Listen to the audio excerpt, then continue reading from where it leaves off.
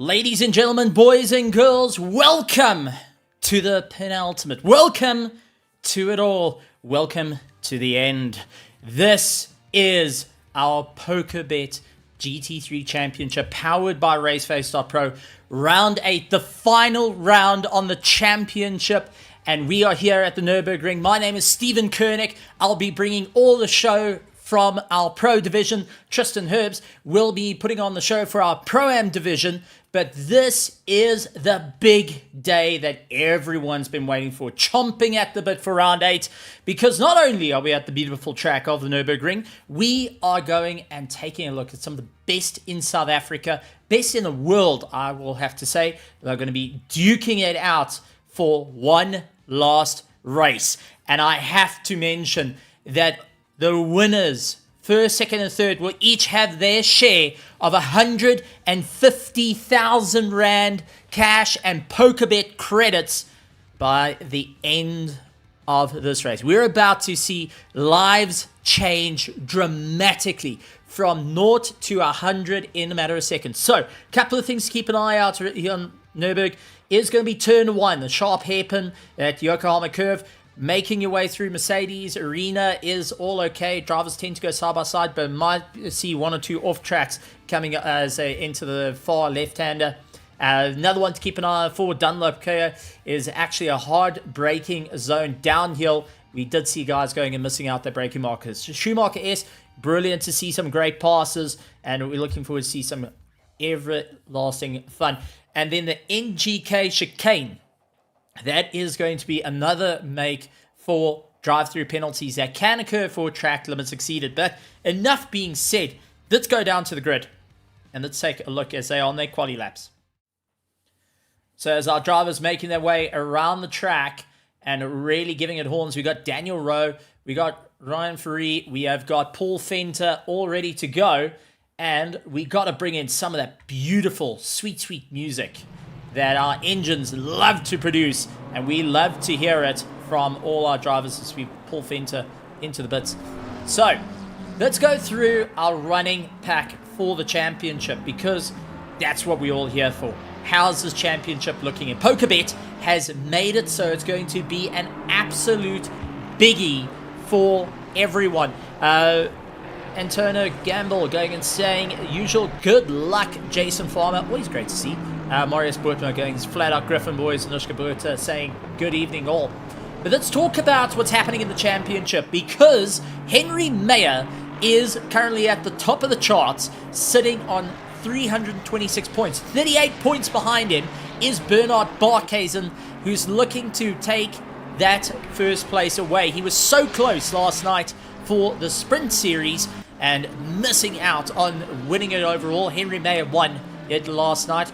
Ryan Barrington-Smith in third place. He's looking to try and hold back fellow teammate Christoph Peterson. Daniel Rowe in fifth. Gideon Reyna in sixth. Seventh is Mahias Musa. Bego Hubler in eighth. Ninth, Andres Aradio. 10th, Fleming Bauer. Brandon Kruger is lying in 11th. Werner Skuman in 12th. But the championships are just so close to one another, and we're going to see it all happen live. 150,000 Rand on the cards, and drivers are going to be pushing it to the limit here tonight, not only in our Pro-Am, but also in our Pro. But straight out of the gate, Bernard Barkhuizen with a 2:06 is at the top of the charts. He's ahead of Henry Mayer, championship rival, going to be fighting it out. First place, ladies and gentlemen, is 50 points. Remember, if you come in first, it's 50 points. If you get the fastest lap during the race, that's an extra 2 points that gets added on. So we need to keep that in mind as the race will continue. We got Ryan Barrington-Smith. He's looking to score valuable points, not only to be able to fight for second place in the championship, but also to hold that third place. Narrowly missing out getting into the top 3 last night for the RACEFACE.PRO PokerBet GT3 Sprint Series by 6 points. He missed it by 6 points. Trying to calculate all in his head. Now it's all about slamming his throttle right down, ensuring he can get right to the top. Gideon Reyna running in third. Henry Mayer in fourth. Not exactly where he wants to be. Christoph Peterson in fifth place. A driver that has been battling it out and also been versing a guy called Darius over in ERA. I can't get the surname. Solominski, I think it was, that I got told by Paul Fenter. The two of them usually go to war with one another, and Christoph Peterson has reiterated this competition has been rather fierce compared to it all. Fastest lap time on the board, though, getting put in by Henry Mayer. Bernard Barkhuizen looking to better it. He instantly does a 2:05.9 on a very, very wet track. This weather is for ducks, I can tell you that for sure. I did see a couple of people doing a bit of fishing a little bit earlier. Viertia Buerta was parked off on the side. He had a fishing rod in, and he was trying to go for a catfish. Didn't get anything there. But I do know that Issam Domingo pulled out a beautiful cod on the sidelines in one of these puddles that are lying out here. So Ryan Barrington Smith in 5th place, 6th Gideon Reyna, Christoph Peterson in 7th, 8th place Mahath Musa. Keep an eye on Mahath Musa. Definitely want to keep an eye out for really, really quick driver, and has been on the charge to put himself up to the sharp end of the field. So I'm really, really looking forward to seeing how this is all going to go, and who's going to be able to stand at the top of the order. We do have to give a shout out, though, to a couple of people, Mahath Musa being one of them. He actually, for the iRacing Mini Endurance Series, he actually came second in the LDMH category. So Mahath Musa from the iRacing guys, the big support for you, and well done for scoring second place in that run. Always great to see guys going and pushing themselves that a little bit more, trying to get a bit more into the racing scene and trying out different sims. He's got Issam Domingo chasing him down. Viertia Buerta, as said, was going and catching fish a little bit earlier. Then we had Jason Farmer, who is looking to make his way through and going and losing out. Mordrake Larsens, who did touch third for a moment, now dropping down into 5th place. He's still putting some good times, a 2 minutes 6.4 in the weather. Henry Mayer just able to get ahead of him. Gideon Renner into 3rd. Bernard Barkhuizen is in 2nd place with Ryan Barrington Smith at the top of the charts. Bernard's going to try and get everything he's got.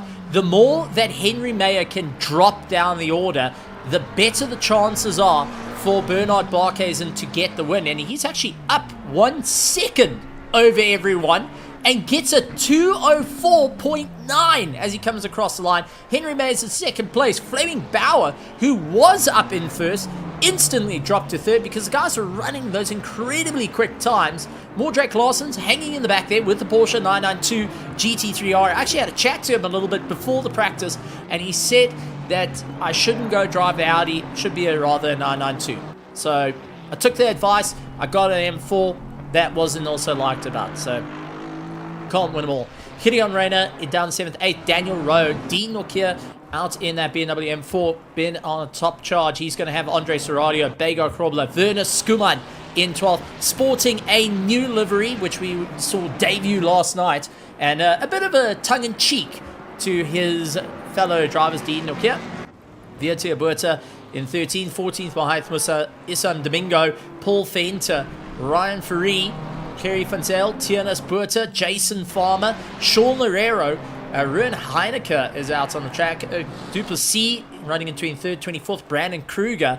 And for many people are asking, why is Brandon Kruger still sitting in the pits? Well, it's because he does have a qualifying ban on him, so he's not able to get out there, and he's going to have to miss out on that quali. We do have to say one thing, though, for anyone that wasn't here yesterday, here at RaceFace.pro, PokerBet and RaceFace.pro does send a huge congratulations to Bego Krobler.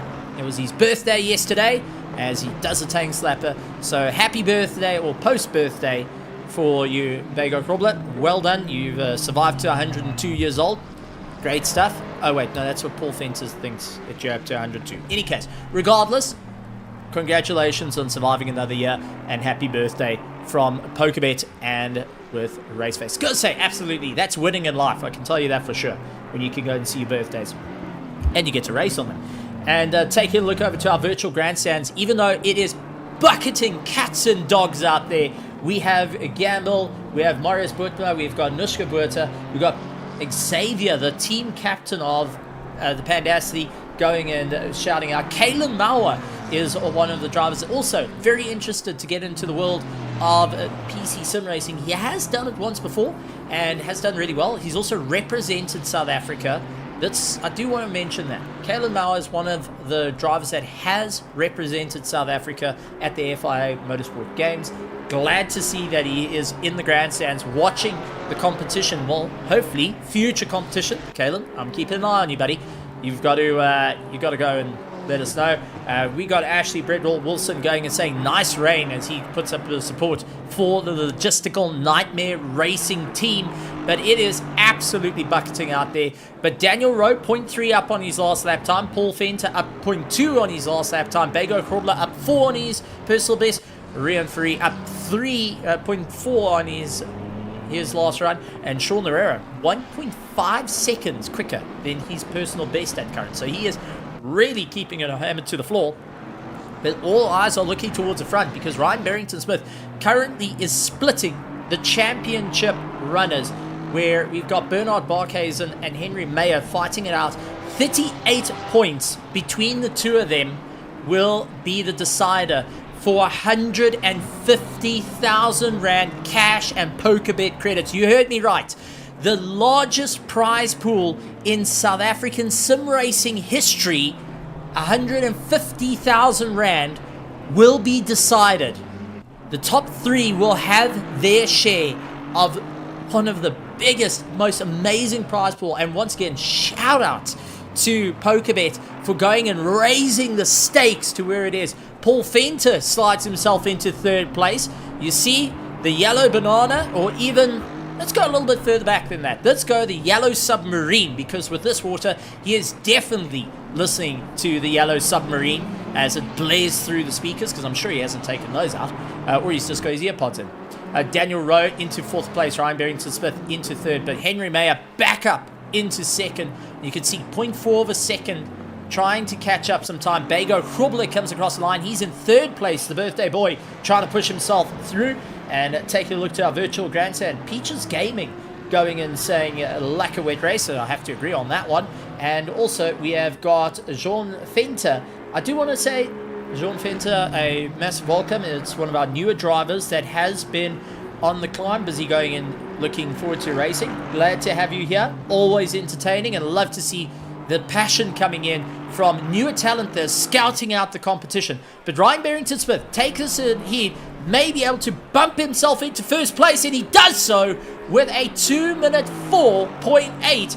How is the rest of the drivers going to retaliate with that one? Well, Bernard Barkhuizen 0.2, 0.3 up on his last run. Can he carry the momentum through? He's got to battle it out. Achilles heel for Bernard Barkhuizen is that NGK chicane. The last chicane getting onto the main straight. Christoph Peterson now laying ahead of Henry Mayer. And remember, Henry Mayer needs to get up towards the top. He is 38 points away from the likes of Bernard Barkhuizen. 38 points. That's all it takes. This is going to be wild, ladies and gentlemen. This is going to be a race of note. This is going to be one of the hardest races for our drivers, because what's on the line here tonight will change lives. And I say that as Henry Mayer pulls off. He is not able to qualify in 1st. This is going to hurt a lot for him, and he's going to have to try and figure out what's going to work for him. How's he going to be able to cope with the what's gone on hand? As Ryan Barrington-Smith in 1st place, Bernard Barkhuizen in 2nd, Christoph Peterson hoping that he can get a little bit more of a jump and claw his way through up into the order. Dino Kier running in 4th place and got himself into that top 5 and has actually beaten out his team principals of Bego Krobler and Daniel Rowe for hybrid racing. So that's a big run for him. But it's Alan R, 1st and 3rd currently. Paul Fenter and Kilian Rayner, they're coming to a stop on the track. Fleming Bauer in 10th place. He can't improve. Mordred Claessens, though, up 0.3 of a second. Can he carry the momentum through? This is going to be some seriously hard work for him. Late onto the anchors, swings the car in. Left, right, back onto the power. And will he get into that top 10?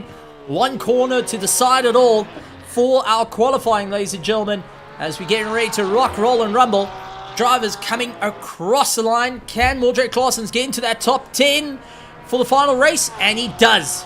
6th place indeed. So let's go back up to our commentary box. It is going to be a wild ride. It is super wet out there. It is crazy.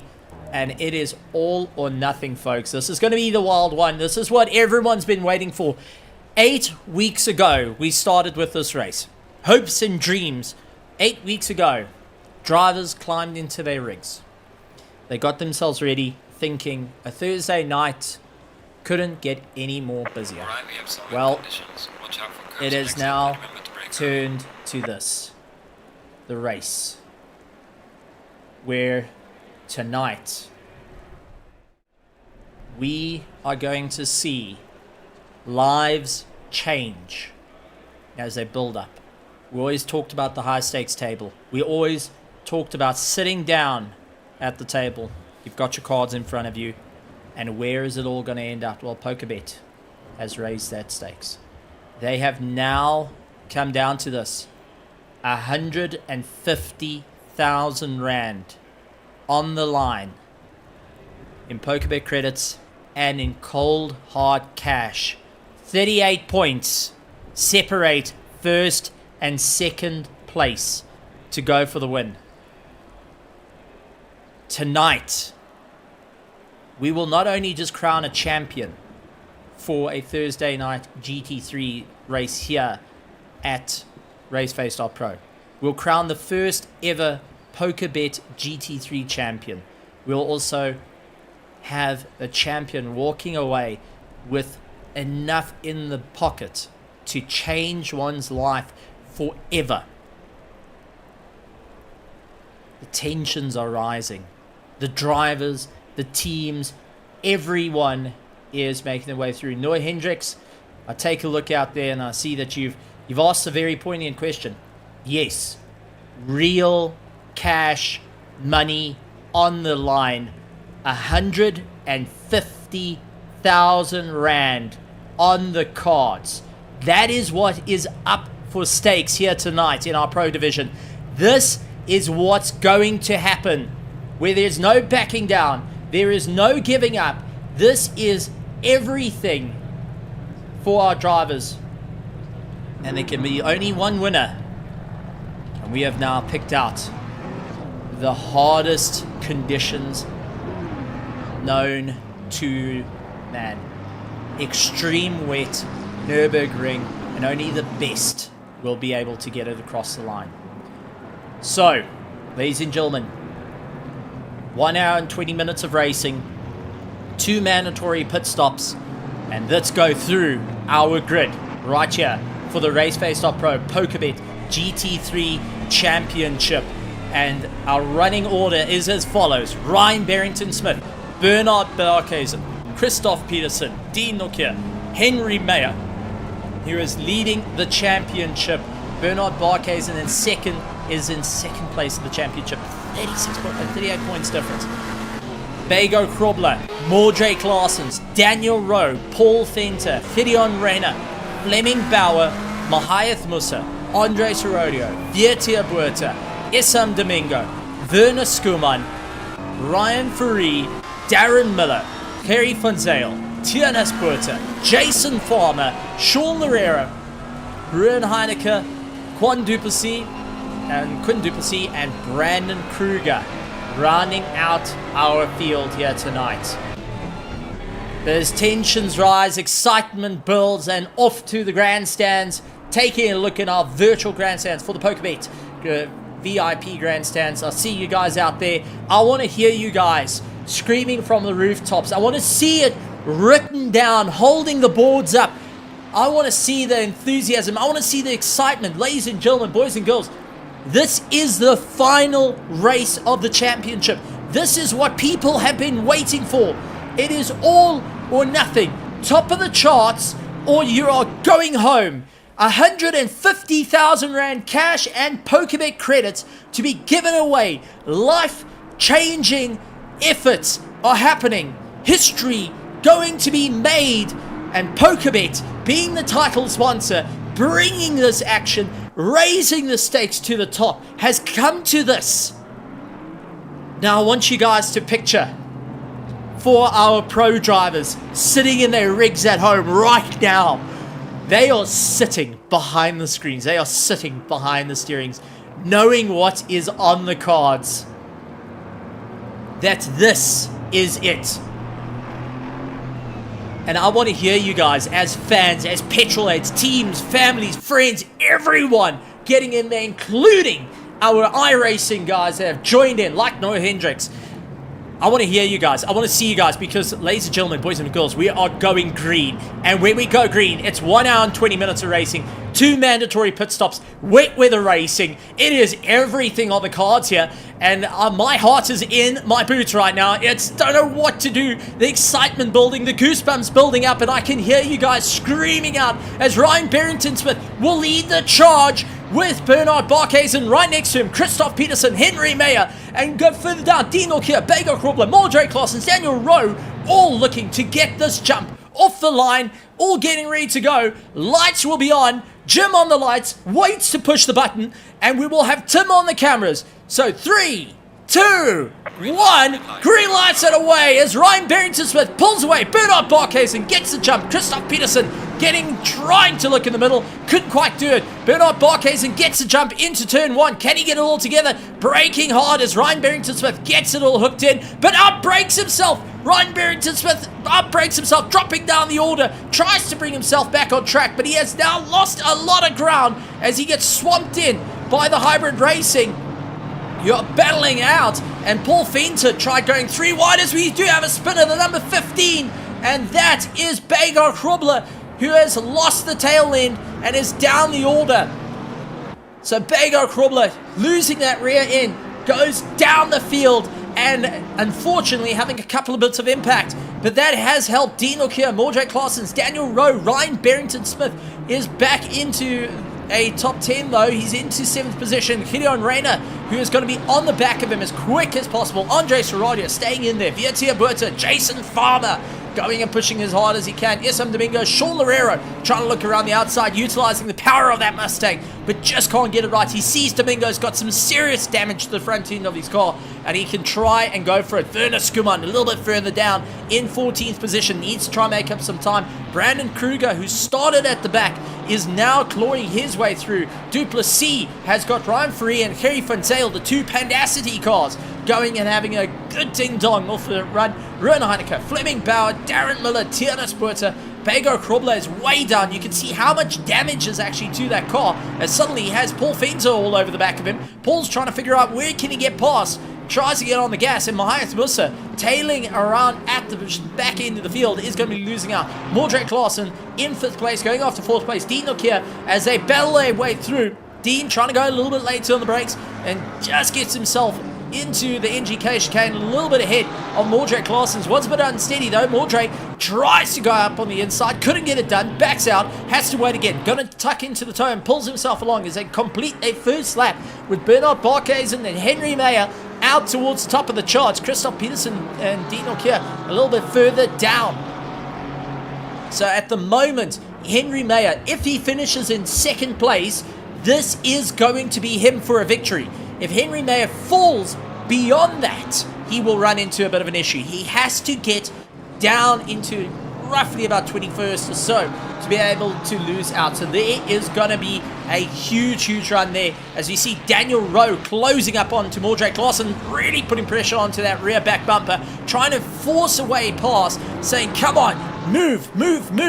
He is one of our defending champions from RACEFACE.PRO. He's won this championship before, but he has not been on the top of the cards. He is down in the championship for this time for the RACEFACE.PRO PokerBet GT3 Championship, but he wants to give it everything he's got. So is Mordre Clausen, hoping to hang on to that top 5. Ryan Barrington-Smith at the moment scrambling to try and regain some positions because he's going to have to keep ahead of his own teammate Christoph Peterson and Daniel Rowe to be able to secure 3rd place, because they are chasing him down in the points as Ryan Barrington-Smith on 214, Christoph Peterson on 194, Daniel Rowe on 183, with Gideon Reyna on 181.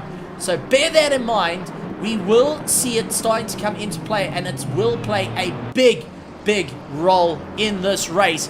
as we do see Ryan Berry-Smith battling out, but trying to get the car all sorted out, not having an easy time out there, as suddenly has Gideon Reyna all over the back of him, looking left and looking right, goes for the inside line. That Ferrari having all the straight line, gets the pass done, and now is going to tow Ryan Barrington-Smith along for the ride. As Ryan trying to go a little bit late on the braking. Daniel Rowe tries to go a little bit late on the braking into the NGK, where it's got more Drake Larsons, but going down the order, Issam Domingo and Brandon Kruger are going and battling out. Issam Domingo with some severe damage to his car. I mean, take a look at that. That is front end, absolutely second hand, and he is going to go hammer and tongs regardless of that against Brandon Kruger, who's going to pull out of the slipstream, going to look for the inside line. Can he get it all hitched in into turn one? They have to wait for the 10 minutes, the start of the 10 minutes, to get into the pits to count as a pit stop. So pitting now is just going to add to it. Brandon Kruger outbrakes himself. Werner Skuman says, well, if you want to go and outbrake yourself, I'm going to bring the pony in and send the Mustang with these not as fast as Dino livery. Well, at the moment, you're sitting in 14th and Dino is sitting in 4th, so he's not too wrong there. But take a look at Duplessis. He is right onto the back of him, really hunting down with that Audi R8, pushing as hard as he can, utilizing that awesome V10 power to chase down Werner Skuman and Brandon Kruger in that turbocharged V6 Ferrari 296, trying to get onto the back of Issam Domingo's BMW. That four-cylinder is just really giving it horns, but just not able to get the same drive as we see Werner Skuman feeling the pressure. Duplessis up on the inside, trying to get it all buttoned in. Can he carry the momentum? He's holding that apex as much as possible. Can he get early on the power though?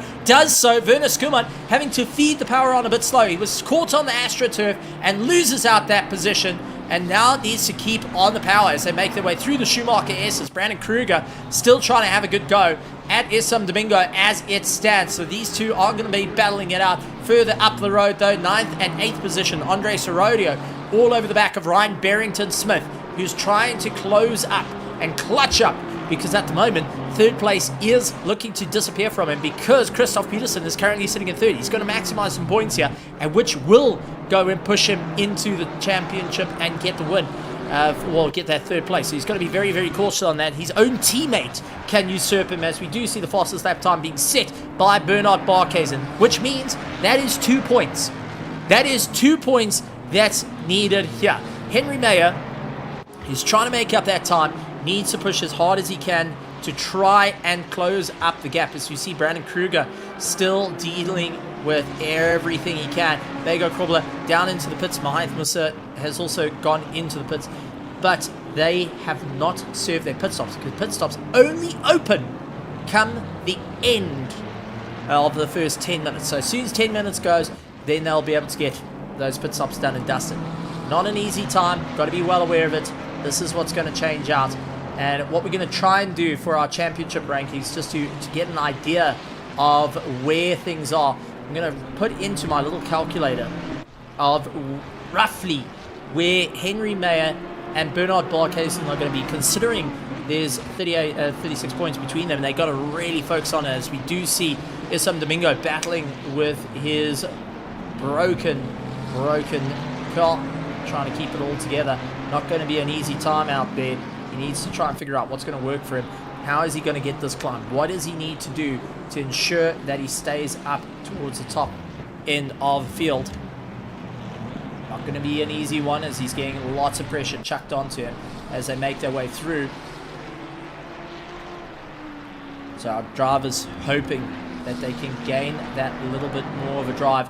Who's going to be able to claw their way to victory, as we do see Bernard Barkhuizen opening up that gap, 3.3 seconds away, but Daniel Rose got Gideon Reyna onto the back of him. We cannot count out Gideon Reyna. He is really looking to move his way up through the order. He's going to need to really stick it right towards the sharp end of the field and ensure that he stays right there.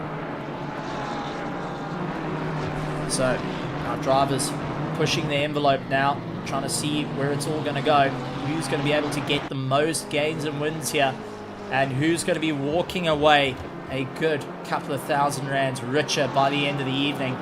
And I can tell you the excitement is building. It's palpable, it's worrying, it's scary, it's just enjoyable. But what we're going to see is an absolute slugfest as they make their way around the circuit. So, going to be a hard one. It's going to be a difficult one. Henry Mayer, though, is looking to stay ahead in the points if he maintains where he is in second place, as he will finish up towards the sharp end of the field. So Henry Mayer going to try and accelerate himself a little bit further up. He will be currently finishing on 369 points. Bernard Barkhuizen, who's in first place, will finish up on 340 points. He needs Henry Mayer to drop down the order. So he's going to start to rely on his own teammates to try and change this, to try and sway things into his favor. So it's not going to be an easy time out there. The rain becoming a very definite thing as we see Daniel Rowe dealing with the likes of Killian Rayner at the moment, who is not backing down from the fight. He's going to keep pushing as hard as he can to try and get that pass done and dusted.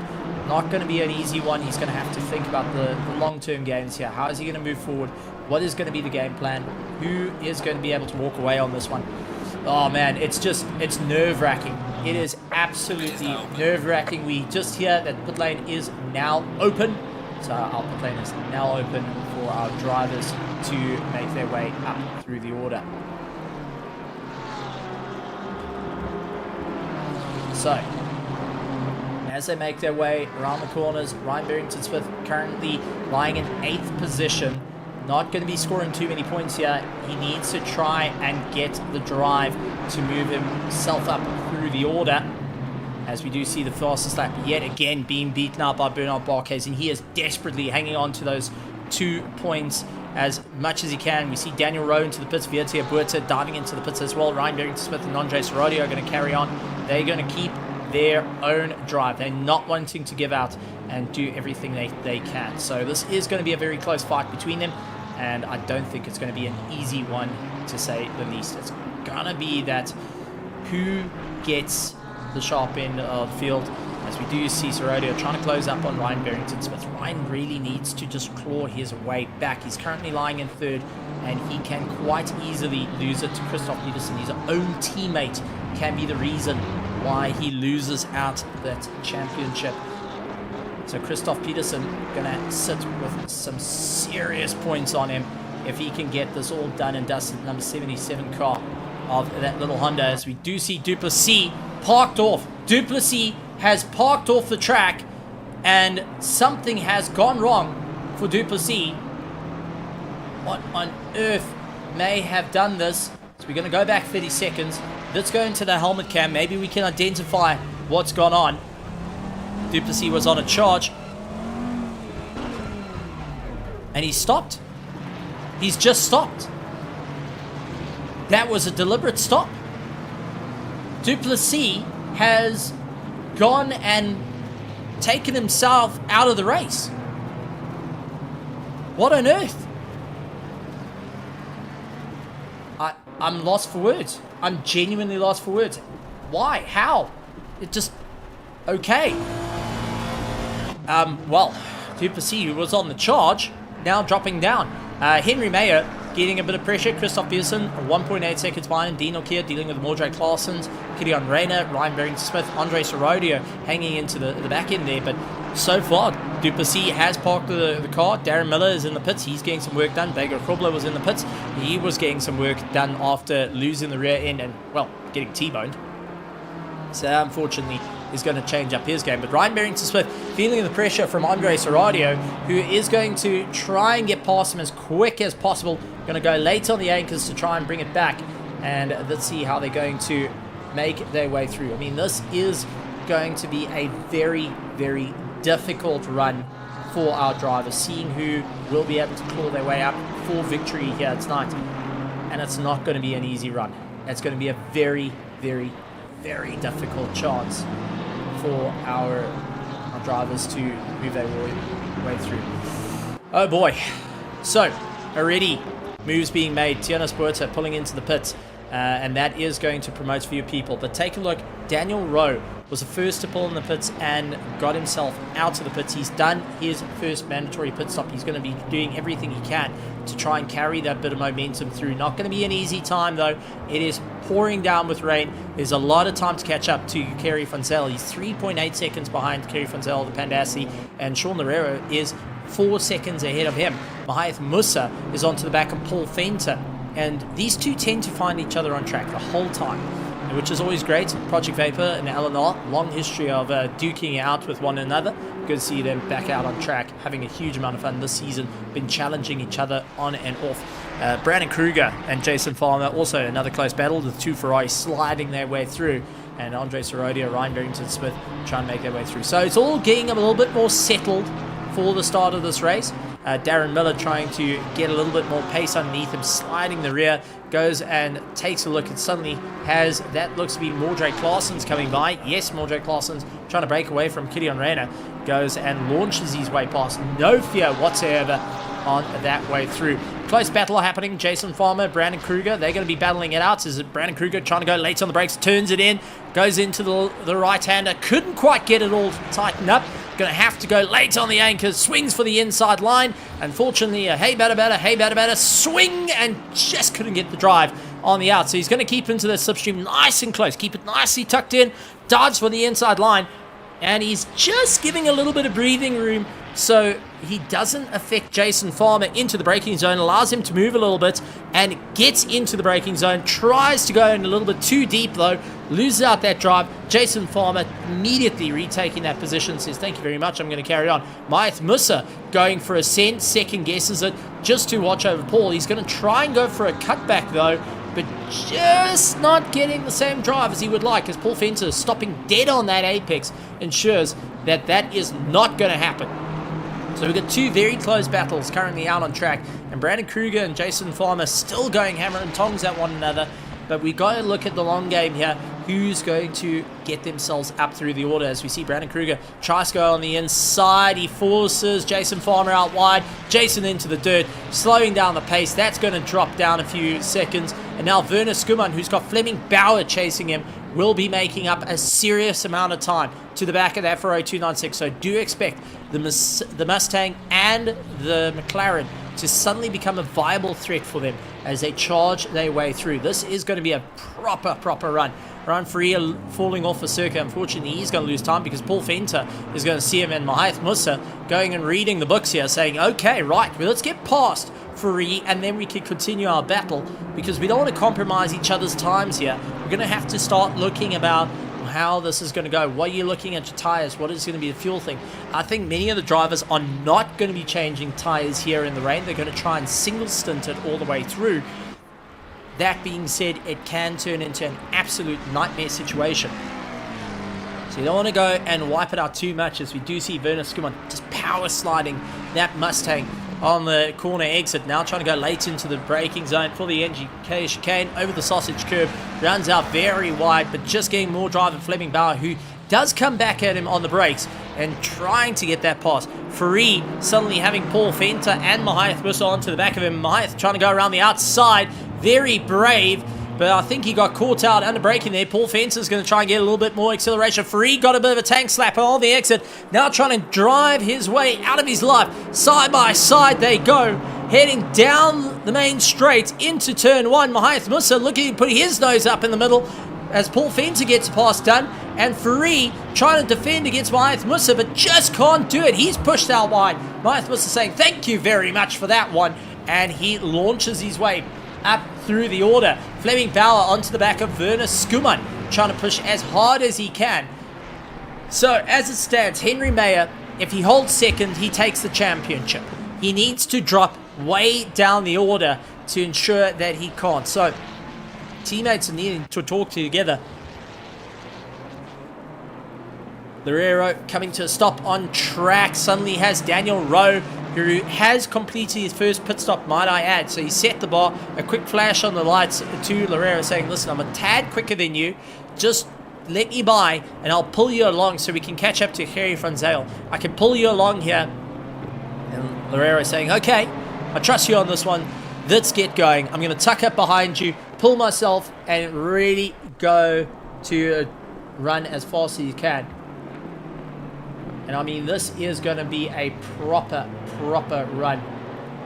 And, well, as being pointed out, Gideon needs to outscore the likes of Daniel Rowe for 5th in the championship. So for Gideon Reyna for 5th in the championship, where are you going, 3NGK? We're just talking about you. Oh, man, that is not going to be a good run here. As suddenly Ryan Barrington-Smith all over the back of him. Remember, Ryan Barrington-Smith needs to go up through the order. He needs to get ahead of Christoph Peterson, and that will secure his 3rd place. Late under brakes into turn 1. Can't quite get it all sorted out. Has to carry the momentum through as we have completed our going into 20 minutes of the race. I mean, we'll, at the top of the hour, go through the running grid at the moment, and it's absolutely mental as we see Gideon Reyna battling it out with Ryan Barrington-Smith, looking left, looking right, trying to go back for it. Couldn't quite get it all shaped in. We'll have to carry the momentum through. And it is absolutely manned for the RACEFACE.PRO PokerBet GT3 Championship here for round 8 at the Nürburgring. The final race on the calendar for the championship with 150,000 Rand cash and PokerBet credits on the line. You can also win big. Go and take a look at our description. Go and click the affiliate link. Join up with PokerBet and win big here today. Bernard Barkhuizen out in 1st place, along with Henry Mayer, Christoph Peterson in 3rd, Dean Nokia in 4th, Mordred Claessens, Gideon Reyna, Ryan Barrington-Smith, Andre Serradio, Brandon Kruger, Jason Farmer, Fleming Bauer, Werner Skuman, Paul Fenter, Mahayath Musa, Rian Fari in 15th, Daniel Rowe in 16th, followed by Gerry van Zyl, Sean Larera, Ruben Heineke, Viertier Buerta going and make his way through. Tiernas Buerta in 21st, 22nd is some Domingo Bago Krobler, and Darren Miller rounding out our field after having Duplessis retire the car. And he is now just trying to keep up that momentum. So Ryan Barrington-Smith onto the back of Gideon Reyna, needs to carry a little bit of momentum. Paul Fenter still battling it out with the likes of Mahayath Musa, trying to get the undercuts on him. And Bernard Barkhuizen holding 2 points in the bag.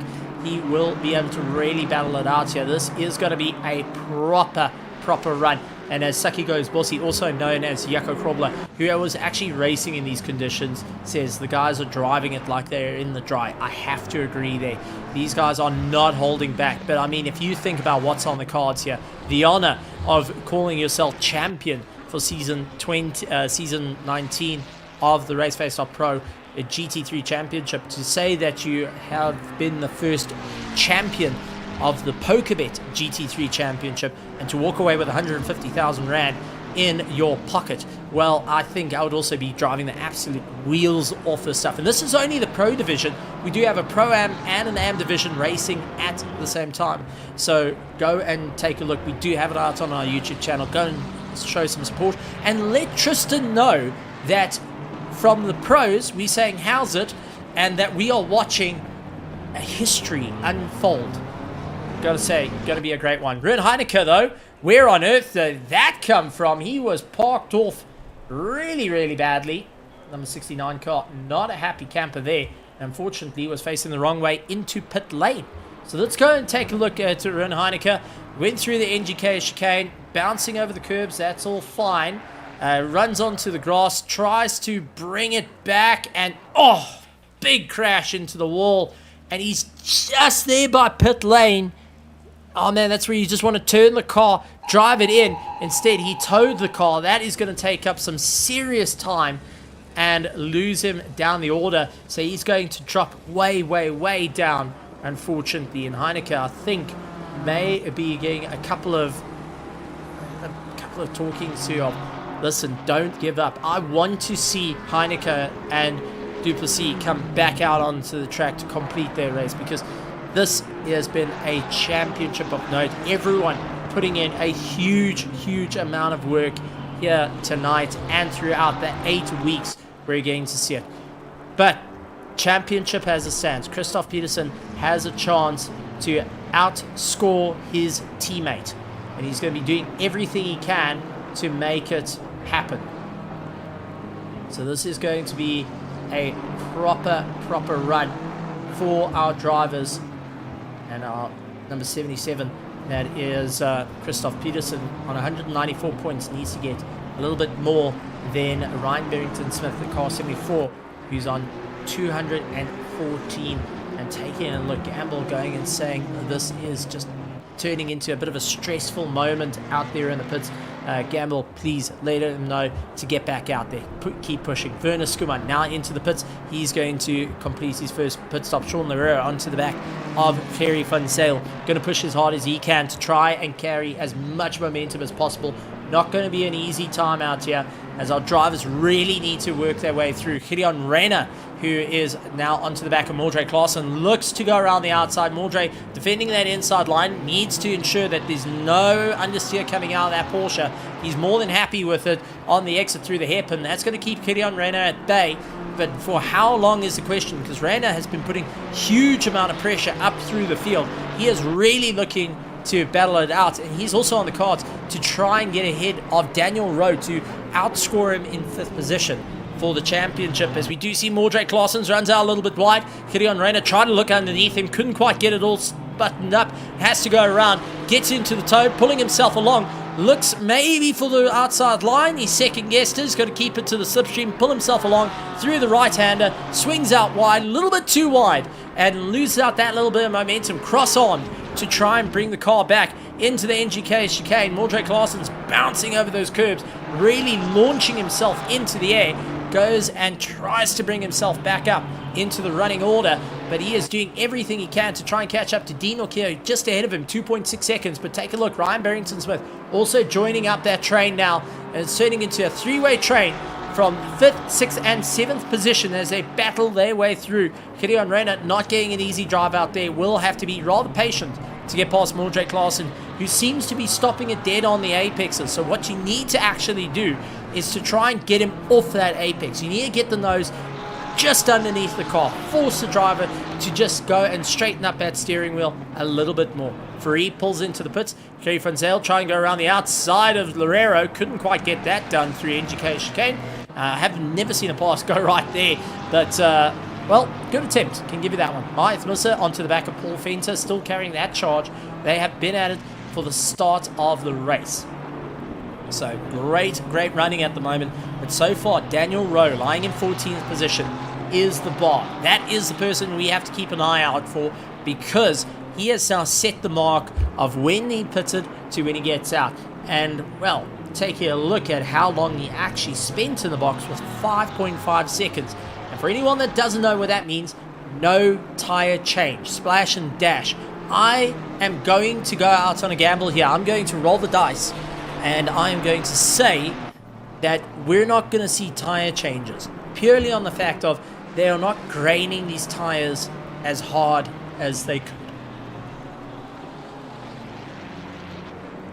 Vietia trying to make up some time. He's closing up to Werner Skuman. It's 13 seconds though, anything can happen, but Vietia is still trying to give it a good charge there. Fleming Bauer on the other hand drops a wheel onto the dirt, and he is losing out time. Suddenly Jason Farmer trying to close up that gap to him. And I know Gamble's going to be rather happy seeing Jason Farmer just there in shot, but there's going to be a couple of other people happy out there in the grandstands. Paul Fenter and Mahath Musa, Project Vapor and Alan R going and battling their way out. They've been at it all night so far, and it's now getting into the final stage of the race. I mean, 52 minutes left of this race. 52 minutes and 36 seconds, folks. They've got 42 minutes and 33 seconds to go and get 2 mandatory pit stops out the way. And so far, Daniel Rowe, Werner Skuman, Vietia Buerta, Ruan Ferri, Tianas Buerta, and Issam Domingo are the only drivers that have done that thus far. Going into the slipstream though, Mahath Musa going to look around the outside. Paul Fenter defending that inside line. Can he keep it all together? Does come slightly across though to just try and move his way through, and just buckles under the pressure. Paul Fenter falls off the track. Mahath Musa dives up and says thank you very much. Goes and puts a whole lot of vapor behind him and says, Paul Fenter, time for you to play for the leader. You get to look at the BMW as I go on the attack for Jason Farmer just ahead of me. Jason Farmer representing the Griffin Sim Racing team, the GSR team, was also part of the luxury time racing at one stage of his life in the racing career, but has grown and been one of the very few drivers that I can say personally I've seen from AM all the way to pro. Jason Farmer has actually progressed. He's one of the very few drivers I can say has transitioned. A lot of drivers that we see here, they have come from Pro-Am into Pro. They haven't gone through all 3 tiers. Jason Farmer is one of those very few drivers that has done that. And I do take my hat off to him because it is awesome to see it. Dean O'Keefe, Mordrake Larsons, Gideon Rayner, all keeping within a battle, 4th, 5th, and 6th, and Ryan Barrington-Smith in 7th place. They're all keeping each other just in arm's reach at the moment. All the battles tapering off as our drivers make their way through. Mahath Musa going after Jason Farmer. He is a second off the back of Jason Farmer, trying to get as much momentum as possible. But now the pit stop strategies are starting to come in. 45-minute mark is where we're roughly going to see the last pit stop, I would think. It'll give you 5 minutes to get in and out of the pits. It will allow you to get... it'll give you 5 minutes to get out and get going. But the drivers are going to have to be well aware of it. Actually, no. I think pit window, last 10 minutes of the pit window is where we're going to see the final pit stops. I think that's going to be the call here. And what we're going to have to do. Side by side though, Mahath Musa looks for the inside line, couldn't get it all done. Mahath Musa getting the big news that he finished second in the LDMHs here at RACEFACE.PRO for the iRacing Mini Enduro, and it was his debut season in iRacing, going after Jason Farmer, who has been a fan favorite all through the season. Now going side by side, Mahath Musa around the outside, tries to get it all buckled up, tries to carry the momentum through in that BMW, absolutely storming past, gets past Jason Farmer, and now looks to carry the momentum. Jason Farmer is going to try and come back at him though, looks for the inside line, couldn't get the pass done and dusted, and will be continuing through as he tries to make his way up through the order. Take a look at Paul Fenter. He's now trying to put his nose in and really put that Aston Martin through its paces. Can he send it up on the inside as he makes his way to the hairpin? This is on board, tries to go late on the anchors, keeping it very close, outbreaks himself again, and Jason Farmer will quite easily take it back. Oh, a little bit of side-on contact as we got a bit of an onboard shot there. Now as Paul Fenter overcooked it into the hairpin, and Jason Farmer, who went and got the position back, did have a little bit of a touch, but nothing enough to upset the cars. Paul Fenter having to reel it back and go, okay, what do I need to do? These two remember each other straight back from Sarko, especially out on console. They went and ran into each other. That's how far we're going back. We're going back a good, I'd say, 6 years at that point between Jason Farmer and Paul Fenter actually versing each other in competition. I stand to be corrected, but I remember doing commentary in 2020 and seeing these two slug it out as Paul Fenter with a massive tank slapper sliding his way around. Definitely some interesting words being said. Tianas Butter, no! He's off into the weeds. The 722 car now into the pits. Let's see what happened to him. Tianas Butter in the McLaren. The 720S Evo trying to make his way through. Did he lose the rear end of the McLaren? Did it get a snap oversteer? He just lost it and came to a stop out on the track and got himself towed back to pit. So he's going to be joining his teammate Duplessis in waiting it out. Issam Domingo, I do want to point out, has completed all these pit stops. So just think about this one. He suffered the damage on the beginning, but he's managed to get the second pit stop out of the way, which means for the next 47 minutes he is racing. He is just flat out going for it. He's going to try and maximize his time. And Issam Domingo really needs to dial it up to 11 if he wants to try and make up some time. He is currently down in the championship in 25th position. He's had a little bit of a nightmare run though. One no-show at round 1. It did not start in around 3, but managing to score 17th, 29th, 15th, and 22nd, 25th on his last set of runs. So definitely hasn't been a season for him, but he's hoping to score big here by going for those earlier pit stops. So interesting times ahead. Mordrake Larsons, let's talk about him, currently running in 5th place. He is trying to get on the charge, and Mordrake Larsons has had a positive season and has been on that little bit of a slow climb, a bit of a slow burn on the way through. A couple of rough races has dropped him a little bit down the order than planned, but a lot of positive results also coming out from it. He is currently sitting in a where is this? Oh my heavens, I've got to go way in looking for Audrey classes, because haven't scored really much, come to think about it, in our pro division for classes. Unfortunately, I'm not seeing his name pop up out on SimGrid. Oh, there he is, 20th position. So did not finish in race 1, and the last race didn't start. He's running in 5th at the moment to try and close up. Killian Rayner fighting out for that 5th place, really needs to dial it up to try and get a bit more of a run. Ryan Berry-Smith 1.3 seconds behind, also trying to make his way through, but keep an eye out on 14th position. That is one that we need to worry about. Paul Fenter onto the back of Jason Farmer, really pushing for what he can do. Jason Farmer going for the defense, holds the inside line, keeping it very tight though, dropping it down the gears quite a bit, trying to back Paul Fenter off as much as possible as he really gets back onto the anchors. Paul Fenter going to try come back at him. Not going to be an easy time here, out accelerating him. So Paul Fenter dropping back that little bit, going to go straight back onto the attack after losing out that little bit of run. Now needs to try and pull himself back up towards the front running. This is not going to be an easy time for our drivers. They're hoping to gain some major pace here for their championships, and it's not going to be a easy run. Wet Nürburgring is never fun. So Mordred Claessen's 20th position. Killian Renner is lying so far in the championship, battling it out for 5th position. He is running 6th in the championship on 181 points, 2 points off Daniel Rowe, who is currently lying in 14th. And as soon as he can get past Mordred Claessen's, that means he can get a little bit more fun. Jason Farmer losing our position as Paul Fenter getting that pass done and dusted, dived up on the inside, got the pass done, and really looks to try and rattle his way through. So Jason Farmer's going to try and come back at him, gets into the toe, pulling himself along, can't see anything behind that rooster tail. That spray coming off the back of the car is making life a little bit too interesting for Jason Farmer. He's going to go late on the anchors to try and make his way into the NGK chicane. Couldn't quite get it done, actually losing out a bit of time there. Killian Rayner onto the back of Mordred Claessen's doing everything he can to try and push his way up through the order.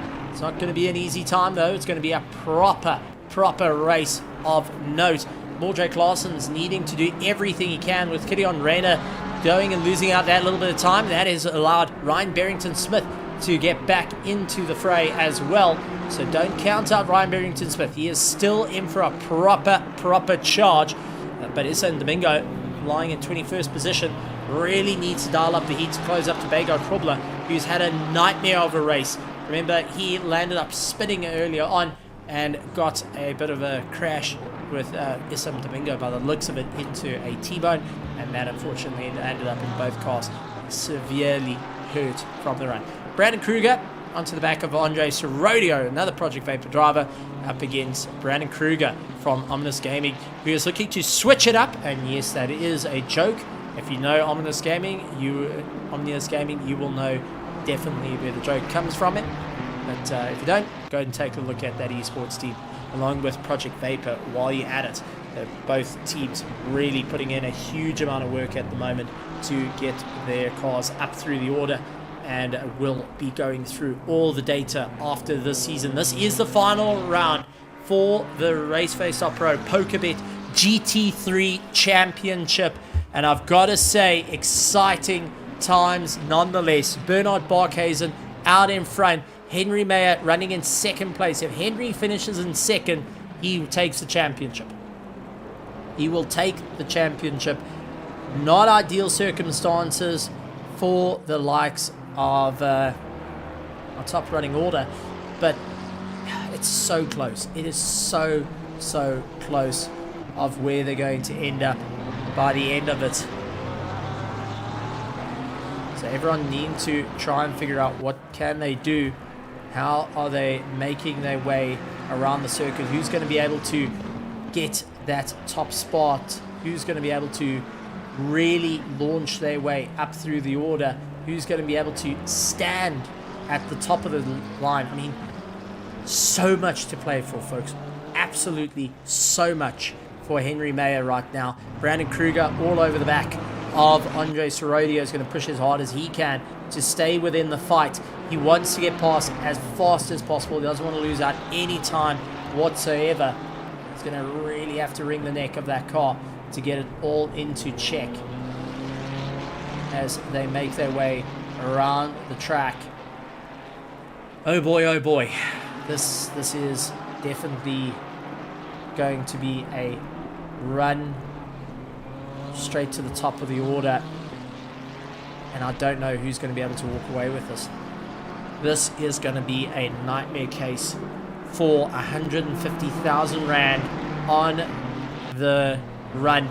We're getting some news from Xavier as we do see Brandon Kruger going on the attack, tries to get the pass done and does so. Andre Sorodio not putting up too much of a fight there, actually lets Brandon Kruger by and says, okay, carry on, you can get going. But Xavier's saying the Panassi cars next season are going to have a new set of liveries, so we're going to say goodbye to the current set of liveries for the Panassi that we got used to.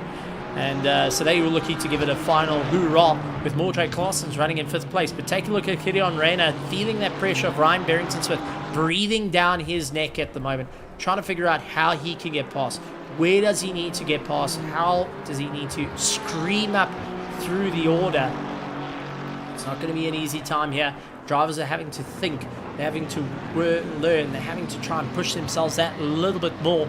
But Ryan Barrington-Smith onto Gideon Reyna doing a great job. A little bit further down, though, the rest of the field has kind of opened up.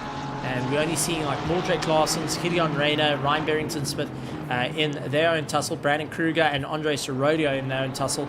With 29 minutes and 40 seconds to go, pit stops still need to be done by our top 13. They still need to get their first set of pit stops done. Daniel Rowe is the only one in the top 15 that has done his first pit stop.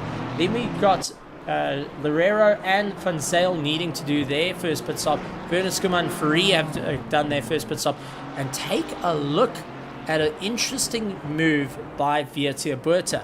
He's actually usurped Isan Domingo and has done his final pit stop already, trying to get that out of the way and really claw his way in towards the top end of the order. So not going to be an easy time here. He's trying to maximize as many points as possible to try and move his way up through the order, but he is going to play a very, very crucial role, and you're going to be darn sure.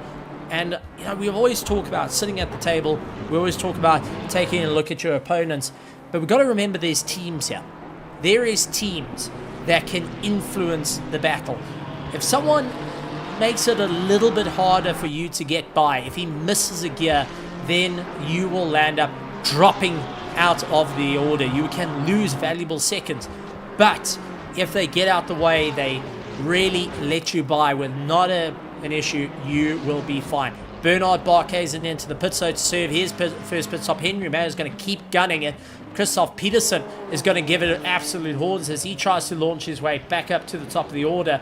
This is getting incredibly close because now Christoph Peterson, if he can maintain this pace, will take the 3rd place spot right away from his own teammate of Ryan Barrington-Smith. Ryan Barrington-Smith missed out last night by 6 points for the RACEFACE.PRO PokerBet GT3 Sprint Series. Bernard Barkhuizen coming out of the pits though in 9th position. Fleming Bauer is coming into pit lane, so he's going to be doing it. But Bernard Barkhuizen has come out ahead of Mahath Musa at this point, who's trying to gain valuable time, who's suffered quite a bit at the start of the race. Paul Fenter in 12th, in 11th, 12th is Jason Farmer. Daniel Rowe only able to move up 1 position. So he is now on the back foot to Bernard Barkhuizen, who has gone and done his first pit stop. So he's down into 9th at the moment. Our timing tower will catch up. He still holds the fastest lap time in the race. That is valuable points indeed. Gideon Reyna onto the back of Mordred Claessen. Omnius Gaming versus Panacity. New esports sim racing team versus a esports team that has been around in all sorts of different esports, from first-person shooters to MMOs, right the way through to sim racing now, going and battling against Pandacity Esports, which is a newer esports team that has come up with a sim racing division and then a streamer division as well. I would like to say there's a streamer division as well. That I know there's a lot of Pandacity streamers that are currently watching this, and I'd love to see the teams, I'd love to see people interacting, going and putting that excitement up, because ladies and gentlemen, boys and girls, just to remind you as Henry Mayer pulls into the pits, this is our final race of the season. 150,000 Rand cash and PokerBet credits on the line for our drivers to win their share, to climb those ranks, to be really up into the top running order. They're going to have to give it everything they got, as we do see Gideon Renner trying to make up some time. Ryan Barrington-Smith looking to also get a little bit of a pass done to the 388 car. And that is Vietia Buerto, who's just backed off. He went and allowed the guys to say, look, I don't want to get involved in your battle. You guys do what you need to do and try and make your way through. So Bernard Barkhuizen now going and getting his pit stop done. Henry Mayer reacting to what Bernard Barkhuizen's done. Myers Musa slots himself in between the two of them. So this is interesting. This is interesting. Henry Mayer is really trying to hang in there, and he is actually reacting to Bernard Barkhuizen. So now the discussion is going to be had in the pits. Who is going to get into the pit lane? This is where having someone whispering in your ear, telling you what's going on at the track there, so you can focus on what you need to do, but just getting that cycle of information as you make your way through. Bernard Barkhuizen is going to try and make quick, short work of Andre Sorodio, but it's not going to be an easy time yet, because they are fighting for overall track position. Sorodio's not going to make it easy. He wants to try and hold that 7th place at the moment, and Bernard Barkhuizen really needs to step it up. He needs to try and close up that gap as quick as possible on the way through, and it is going to be a monumental run for our drivers not to be slacking off at the moment, because you can't, as you see Sorodio once again not backing down from this fight. He wants to keep it going. Bernard Barkhuizen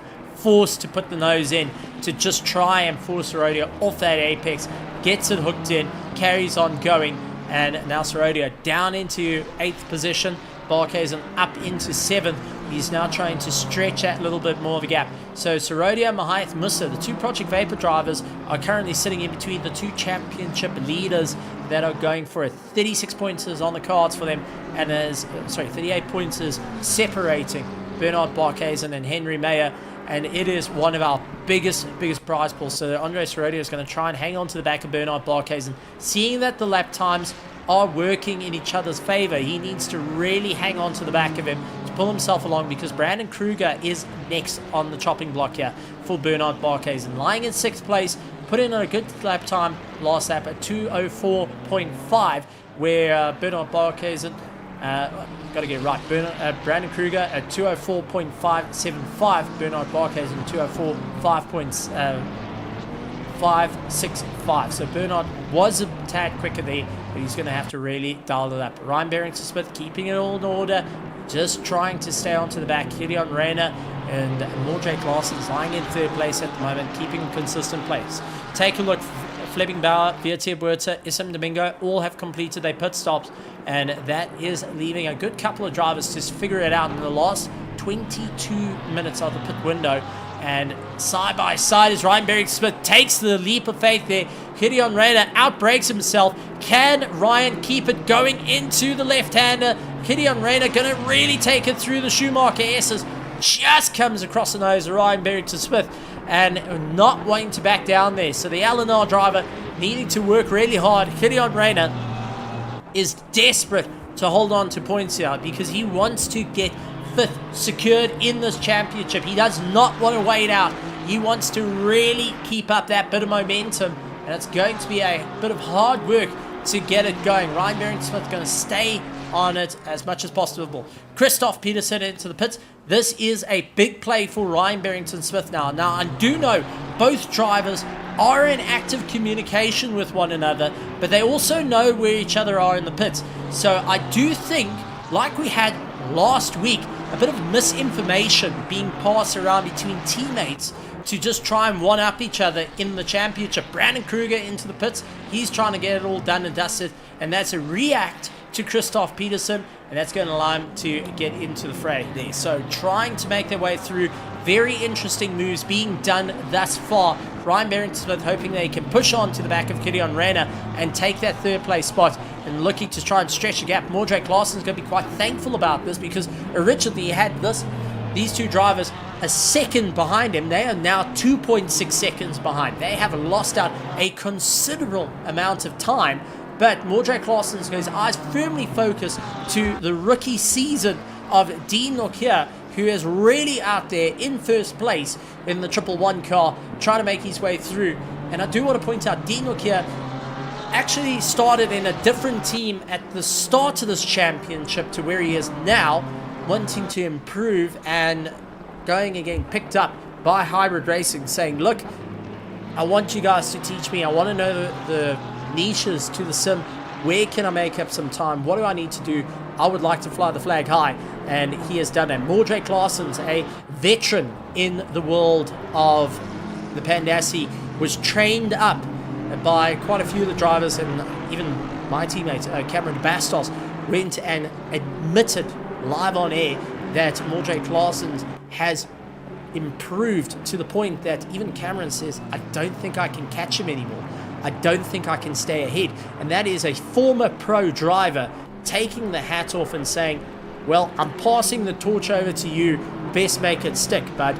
And so far, Mordrake Larson's carrying that Pandassi torch high and carrying it right to the front. Gideon Reyna going and really pushing as hard as he can. The Omnis Gaming has taken the charge straight to the front, sharp end of the field. Performance all season long has been really good, even to the own side of Omnius Gaming, saying, we've taken note of this. We've taken note of how this has gone by, how you've improved, and that you have been giving those results. Yes, one or two flyers not working out, but still hanging in there. Ryan Barrington-Smith, for anyone that doesn't know him, he's a driver that has actually won the FIA All-Stars and went and battled it out. He is a sim racer from console to PC, much like many of our drivers here, and is the current chairman for the esports rallying, which is looking to refire up full time. So we're going to have rally, guess what guys, coming back to sim racing for active competition, and that is because of Ryan Barrington-Smith. Kerry Funsell losing out a bit of drive as he tries to make up some time. Werner Schuman's going to say no problem to that. Paul Fender into the pits. That's going to allow Daniel Rowe up into 9th position. Brandon Kruger is going to follow suit though. So keep an eye on this. Daniel Rowe is now lying in 10th position. Christoph Peterson, Henry Mayer, and Bernard Barkhuizen still ahead of him. So Daniel Rowe took that early gamble to try and get the pit stop done and dusted. It hasn't worked out for him. How is he going to react to the rest of the drivers on this to bring his way up through the order? He's going to look for that consistent effort. He's going to try and push himself out a little bit more as he charges his way up through the field. Paul Fenter coming out of the pits. He loses out to Mahath Musa, who gets on by. So Paul Fenter going and seeing Mahath Musa starting to run away from him, saying, look, bud, I'm going to keep going. Don't worry about me. You're going to keep in my tail lights at this point. But our top running order, Dean Nokia, Mordrake Larsons, and Gideon Reyna really on top of one another, and that's brought Ryan Barrington-Smith. So our top four all roughly within about a second of one another, and you can see in the same shot as well as Tim giving us all these beautiful actions, sees Ryan Barrington-Smith pull into the pit, so he's going for a pit stop to try and get past. Now he's going to be keeping a very close eye on teammate Christoph Peterson, who is coming up to the NGK chicanes, looking to get it all hooked in and get past. So he's going to keep a very close eye on this, because Ryan Barrington-Smith is only serving his first pit stop now. Christoph Peterson has already served his first pit stop. Bernard Barkhuizen moves himself up into 4th place. Andre Serradio into 5th. Henry Mayer will be coming around. He's looking to move up through the order. He will get ahead of Ryan Barrington-Smith with absolute ease, and not an issue there. But Christoph Peterson, who is going to see his own teammate rolling down pit lane. Can Christoph get ahead? And does so. Ryan Barrington-Smith will drop down behind him, and Daniel Rowe, who is going to be closing up on a rate of knots behind him. So this is going into a wild race in the last 16 minutes of our pit window, 26 minutes left of the race, and it's all or nothing for these drivers. They're going to have to really think out of the box of what do they have to do to claw their way to victory for the PokerBet GT3 Championship powered by RACEFACE.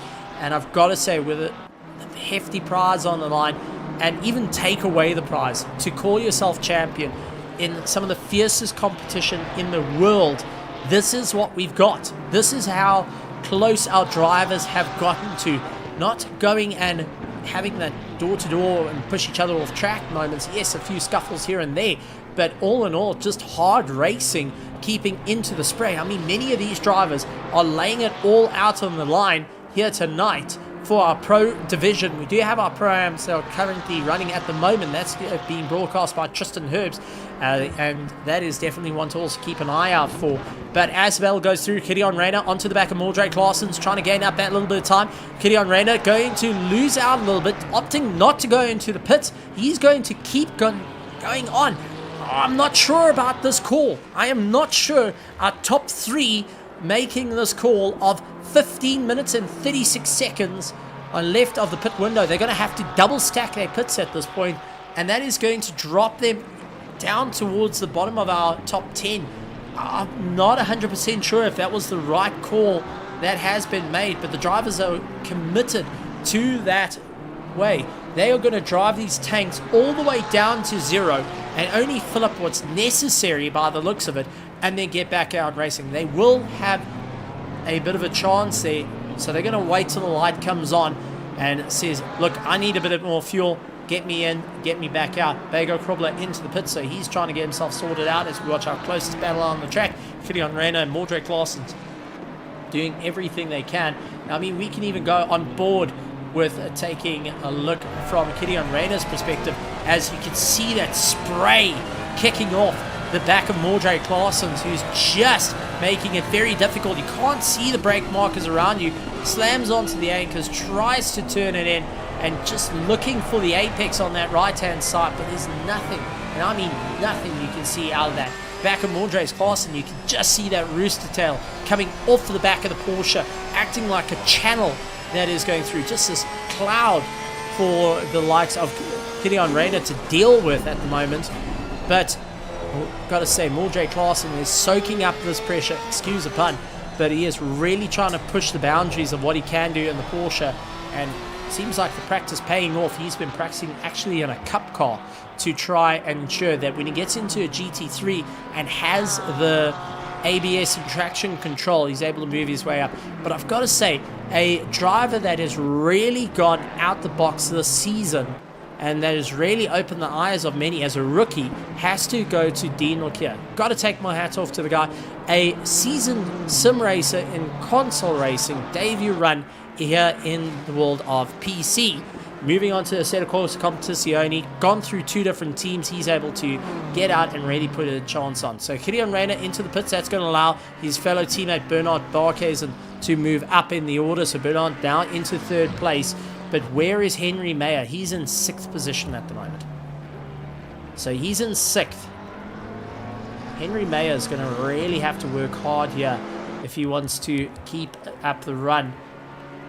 He's going to be scoring a good bit of points in the pocket as he jumps into 5th place.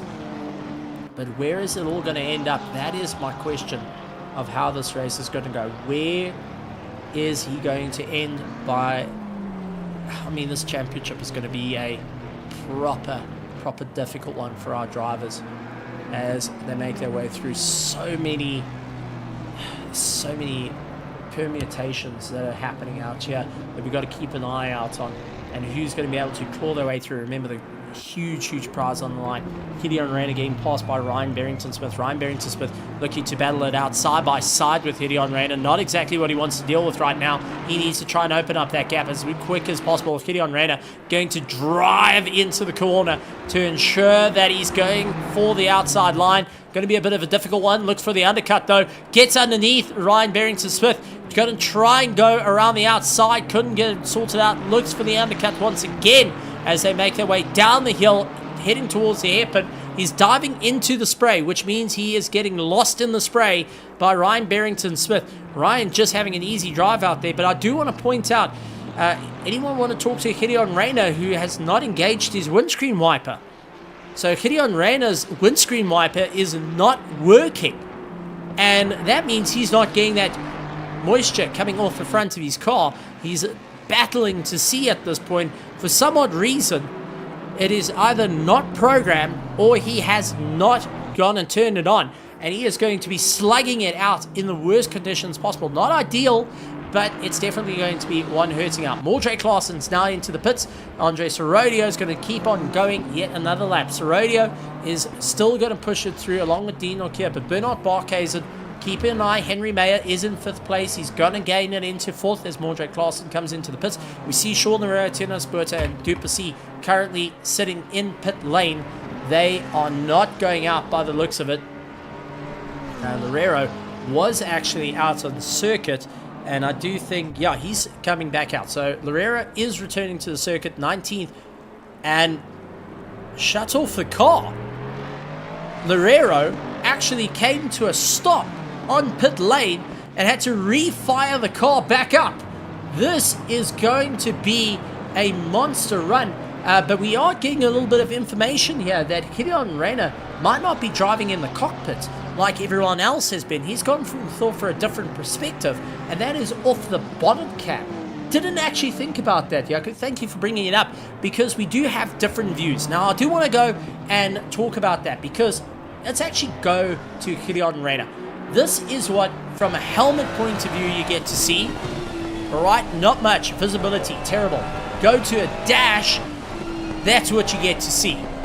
But if you go to bonnet cap, that is what you get to see. The difference between this, and this is huge for drivers. And that's one thing about sim racing. You are not restricted to use the driver's seat. You can go and use the dash like this, or you could use bonnet cap. If you want to be clever though, if you really want to think about it, it's not the most realistic, but McLaren has done it once before. Move your driving perspective to the middle of the car, because once you're in the middle, you can see both sides of your car absolutely fine. You can see where you need to be as Dean O'Keefe and Andres Sorodio pull into the pits in the final 10 minutes of their run, so they are trying to get themselves all sorted out. Huge running going here, and well, lots of people, lots of questions onto it of what are you sacrificing in this? Realism for speed. In a competition like this, realism, yes, is exciting to go for, but in a competition where you're on the line for 150,000 Rand, if I had to sacrifice realism out of a full motion rig for quicker performance, I won't lie, I think many of us will look for that better run. I mean, think about it. In the world of sim racing, we upgrade our gear to load cell pedals for a better feel. We upgrade our direct drives to feel the car, what it's doing underneath us. But we also go and able to move bonnet caps. Much like in the world of esports, others utilizing a different mouse, going and having a higher DPI, going and having a mechanical keyboard. They're looking for any way to get the edge on the competition. And I didn't actually think about that. So very interesting and well thought up by Saki Goes Bossy, bringing that to attention. I've actually clearly forgot about that. And Tiernas Berta, who, well, Tiernas, buddy, pal, I mean, you parked in the field. I want to see that car back out. You know what? I'm going to do this because I did it every single time. Ladies and gentlemen, boys and girls, Tiernas Berta is still sitting in the pits. He's in 22nd position. He's sitting out on the grandstands at the PokerBet GT3, the VIP grandstands. Bernard Barkhuizen pulls into the pits. But Tiernas Berta, we want to see you cross that checkered flag. Don't end off like this, buddy. Don't. It's a disgrace to the McLarens. You got to get it back out there. You got to get it going. And I mean, come on. So let's see how it's going to be. And we're getting confirmation from Bernard. Gideon is using the bonnet cam to go and battle out with the rain. So it is a way to get himself up. Henry Mayer moves up into first, and Christoph Peterson in second place is 1 second behind. So Christoph Peterson really keeping on to the pressure of Henry Mayer. Is going to try and look to get by. He's going to give it everything he's got right now. Really launch his way through. Tienas Puerta, oh man, just giving us a heartbreaking story there. Unfortunately, no brakes. Something let go. Well, Tienas, commentary box, I'd love to have a chat with you. A quick one, just to have a chat about the season and, you know, racing out there with the pros and getting to see that 150,000 Rand is online. Yaku saying, can you program the clutch as a brake? I have to agree. If you have a clutch pedal, use it. Absolutely use it. I have to agree with that one. Oh, never mind, 2 pedals. Got boring. Okay, fair enough. Bit of a loss out that one. But Tienas Puerta, I'd love to have a chat with you, just to touch base. Please come to the commentary box. I'd love to have a chat, and I think everyone here would love to have a chat, hear the voice of Tienas Puerta. It has been a season up and down, but you have put your heart and soul into it, and you're getting to see your teammates really flourish in the championship and having new drivers. So Tienas, commentary booth is open if you would like to come by. It would be an honor to have you up there. But we take a look at the racing at the moment. We do see the likes of Daniel Rowe keeping ahead of Bernard Barkhuizen, and we see Werner Skuman exiting the pits. He's lost out to Fleming Bauer, but Kerry van Zyl also coming out of the pits. Where's Vietia Buerta though? He is too far back to capitalize on that pit stop. But taking a look, Bernard Barkhuizen running in 7th position is now completed all his pit stops.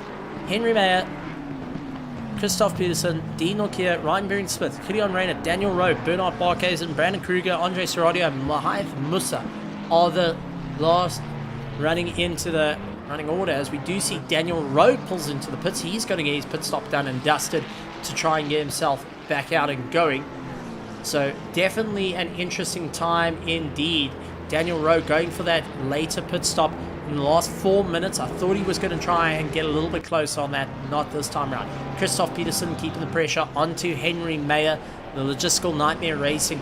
If he can maintain his position ahead of Ryan Barrington-Smith at this point, he will usurp his own teammate to go and get that top spot. Now, for anyone that doesn't know how that feels when your friend goes and takes away your 3rd place, it is definitely not the pits I want to be in. I can tell you that.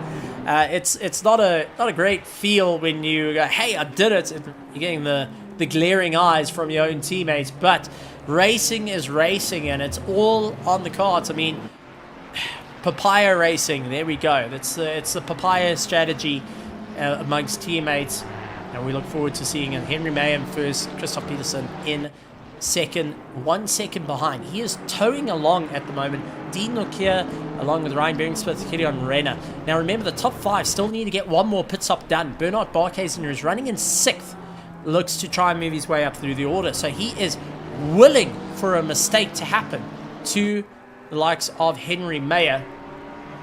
Now I know in the background everything is going on from the likes of Hansi Myberg, who will be going and taking a look at all the points and giving us an update. So tonight, by tonight, folks, we will be able to tell who's in 1st, 2nd, and 3rd in the provisional point standing.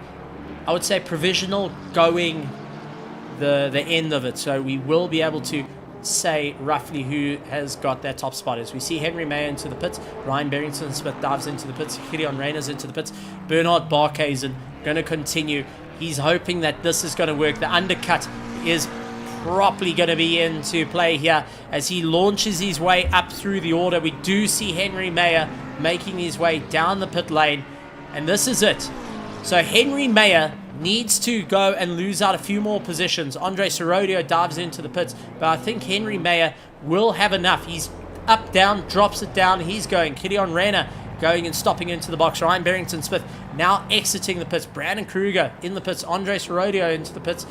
So there is final pit stops happening in the last 2 minutes of this pit window. Christoph Peterson, who is going to go that one little bit earlier, or that one later, he has to pit this lap. There is no option. Otherwise, a 130-second penalty will be added to his time. And I know one person who will be gladly saying, please get that. And that is going to be his own teammate, Mahath Musa, onto the back of Kilian Renner, who has just exited pits. He's trying to get some life into those tires once again. He's trying to get life back into those cold brakes. He only spent 5.5 seconds in the box. That means it was a splash and dash. He's been on the same set of tires from start to finish. Many of these drivers are doing that. And we have so far got only 3 drivers to do their final pit stop. It is all or nothing at this point. It's going to be a wild one. It's going to be a close one. And Christoph Peterson, Dean Nokia, along with Mahath Musa, need to get those stops in as early as possible. Kilian Renner is not going to have too much of a worry here, as he knows Mahath Musa, who's running a little bit down the order, will need to get that stop done. Actually, no, I do want to, yeah, so he will need to get one more stop done. So Mahath Musa needs one more stop to be completed. 3 cars left to go, and Christoph Peterson into the pits. Dean Nokia is going to have to come around, really slinging it around. 44 seconds left. He gets himself into the box, so he's getting it done and dusted. Mahath Musa, though, has only got 37 seconds to try and get this done. He is quite far away from pit lane. 30 seconds. We've seen this happen before, a little bit early on in Monza, as there's 25 seconds. Is he going to miss out on it? He's got to get in the pit lane before that pit lane closes. 19 seconds, 18, 17, 16, 15, 14, 13. Oh no, he's got to really hammer it. He's into the NGK chicanes. Can he get it into the box? 5, 4, 3, 2, 1. Pit lane closes. Did he get out in time? He didn't. Mahath Musa did not get it into pit lane fast enough to get it. He will get a 130-second penalty. He has missed out by 2 seconds to get it into the box. A late gamble may have just cost him that top 10. Mahath Musa may have just bottled it right at the end. That one extra lap, that hanging on by the skin of his teeth, may have been just that double barrel that wiped him out. He played the cards. He laid it down with all that enthusiasm, that excitement of he has won it, all the chips. Not a person can deal with him. And unfortunately, the entire table has come out with aces and gone and put him on the back burner. And there is confirmation, folks. Mahath Musa has not served his mandatory pit stops. He ran it 1 lap too far. He will score a 130-second penalty at the end of this race. Mahath Musa on the final race has missed out the top 10 by 2 seconds. Literally 2 seconds. And that is because he hooked the dirt through NGK chicane. Oh my heavens. 8 minutes left. And we got Bernard Barkhuizen in first, Henry Mayer in second, Christoph Peterson in third, fourth Dean Nokia, Ryan Barrington-Smith in fifth. Ryan needs to get past Dean as quick as possible if he wants to hang on to that third place or risk being usurped by his very own teammate, his very own close friend. I can't imagine the pressure, the conversations that are going through the heads. He's missed it by 6 points last night. Will this be the case for the RACEFACE.PRO GT3 Championship? The final round, round 8 here at Nürburgring. 150,000 Rand prize pool on the line to win their share. And it may be a big, big loss on the running order. Mahath Musa, who's come on 11th position in a Paul Fenter. And Paul knows exactly that Mahath Musa will score a penalty. He doesn't have to even fight for it. He can just sit behind Mahath Musa at this point and get handed a position by the end of it. But he's going to try and push it. He's going to really try and push Mahath Musa into a mistake at this point. Mahath's got to keep going. As we do see, that is Fleming Bauer all over the show.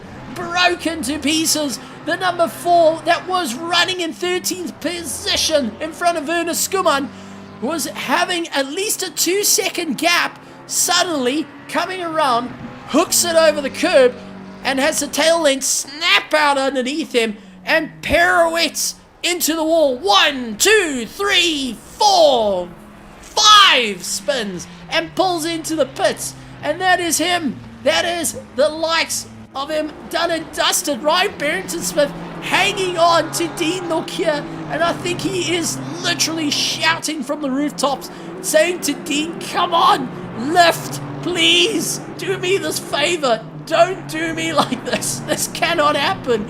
And Dean Nokia, on his debut season, he's 14th in the championship. He's also looking to score valuable points. He's not going to back down from this, regardless of where you are. He knows what's on the cards here. Ladies and gentlemen, we are seeing excitement. We are seeing everything. But Mahath Musa, my heart breaks for the champ. Really does. 2 seconds. 2 seconds was all it took to drop him out of the top 10 properly for good. There's no even fighting it back. So he is going after Paul Fenter, and Paul Fenter can just back off the throttle. He doesn't have to worry about this, but he wants to give his friend a proper run. Side by side they go. Absolutely barrel, a huge amount of fun. Paul Fenter, Mahath Musa not backing down. Fleming Bauer down the order. He's getting repair work on his car. 5 minutes and 30 seconds to go. Bernard Barke is now in first place, but Fleming Bauer, who was looking to support his teammate, now doesn't have to worry. He wants to get that car back out to finish. And Fleming Bauer in the championship is running 10th. He will lose that top 10. He'll lose the top 10 to Brandon Kruger, Werner Skuman, and Duplessis on the way through as well. So, I mean, after everything, he has tried his luck. But Dean Nokia may be the very reason that Ryan Barrington-Smith will lose third place. Dean may be that one to change it all, and he is fighting in tooth and nail at this point. He wants to give it all he's got because he's putting on a show right now. Ryan Barrington-Smith will be with tears in his eyes shouting. He is literally going to be saying, come on, just give me that break. I need to try and get a little bit closer. It's going to be far too close to the end. Mahath Musa is pushing Paul Fenter into a mistake. Paul Fenter, who is just enjoying the drive at the moment. He's enjoying racing with his teammate, doing everything he can side by side with Mahath Musa through all the corners. Mahath not giving him any gap whatsoever. Tries to keep him under check. And these two are just absolutely... I mean, this is going and running into it. Bit of inside information coming in from Wilson, though, that the likes of Paul Fenter doesn't have 100% throttle, so he is actually down on power, so he's not winning out there. He's going to have to keep that in mind. Dean Nokia actually running into a problem with the likes of Ryan Barrington-Smith. Did Ryan put his nose in and say, just move to try and get him out the way, try heave-ho Dean Nokia out of the way, in through the corner. Now let's take a look. Dean keeping up the momentum, suddenly has Ryan all over the back. Oh no, Dean got a terrible exit. Ryan just guns it past him, and now trying to get his way through. So we're getting some huge runs here. Lots of guys having a chat. Tianas Buerta saying, looks like we're upgrading gear in the off season. Well, I would love to, but I would really love to, and I think many of these drivers will be saying exactly the same thing because it has really stepped up. And for the RACEFACE.PRO PokerBet GT3 Championship, turmoil is just all that we're having right now. And Christoph Peterson III has got 4th place. Ryan Barrington-Smith. Ryan would have done enough to hold that 3rd place by the skin of his teeth right now. If Christoph Peterson stays where he is and Ryan stays where he is, that's fine. But, I mean, we have got some major heartbreak story. Mahath Musa being one of them in the final stages of the race. I mean, this is turning into a proper run. I mean, everyone going and taking a look. The grandstand's going wild. But ladies and gentlemen, boys and girls, I want to see flames. I want to see excitement. We got to heat it up there in the VIP grandstands. PokerBet VIP grandstands. I want to see you guys get alive, get excited, get wild, because at the moment, Bernard Barkhuizen leading the race, Henry Mayer in second, Christoph Peterson in third, fourth place, Ryan Barrington-Smith, along with Dean Nokia, Gideon Rayner, Daniel Rowe, Brandon Kruger, Mordrake Larson, Andre Seradio, Mahath Musa, Paul Fenter, Werner Skuman, Jason Farmer, Vietia Buerta, Ryan Faree, Harry Fontail, Sean Lorero, Bago Krubler, Issam Domingo, Fleming Bauer is in the pits, so he has retired the car after it all. So we've got 20 cars still circulating. I want to see everyone out there on the virtual grandstands going wild. Shout out to the rooftops. Who are you supporting? Who's the teams? Who are you wanting to get to the line? As we see Faree, I don't know what happened there. He just went roundy, trying to get himself sorted. The Padassi doing a little bit of a spin even before the race is over. Issam Domingo trying to keep himself going. But the closest battles on the track, Dean Nokia 1.5 seconds away from Ryan Barrington-Smith. Paul Fenter 1.5 seconds away from Mahath Musa. So that being said, it has come down to this, folks. It has come down to the running order of who's going to be able to score the victories here tonight. At the moment, Bernard Barkhuizen will be standing on top, getting the final checkered flag for it, as an absolutely proper running. And I have to agree, you know, this is, I know people say that we're in virtual, we're in sim, and that's not real racing. I beg to disagree. The passion from the fans, the passion from the teams, the passion from the drivers. The side-by-side moments, the exciting, the nerves-wracking, the sweat, the mental stress, the physical stress that these drivers go through to put the best performance out there. I challenge anyone to put it out on the line the way these drivers do. 5, 4, 3, 2, 1, and we've heard Bernard Barkhuizen is on his final lap. So he's going to soak it up to get the final checkered flag of the race. Henry Mayer, running in second place, will have done enough to hold on to his championship if nothing goes wrong. Christoph Peterson is 2.3 seconds behind him, and he can put a ding to that very, very quickly if he gets that little bit of run. So Christoph Peterson may actually be a factor here that Henry Mayer is going to really try and make up some ground. Ryan Barrington-Smith, but Paul Fenter goes off into the dirt. He loses out a bit of time there, and now just trying to get himself up and going once again. But already we got Teron saying, lacquer Bernard, going and putting in some support there for Bernard Barkhuizen, who has gone and done a fantastic drive at the moment. Gamble saying that this has been an exciting race. I beg to differ. This has been an exciting championship. Not only were the stakes raised to the point of the biggest prize pool in South African sim racing history, 150,000 Rand cash and PokerBet credits, brought to you by PokerBet. And I've got to say, absolutely incredible stuff from their part.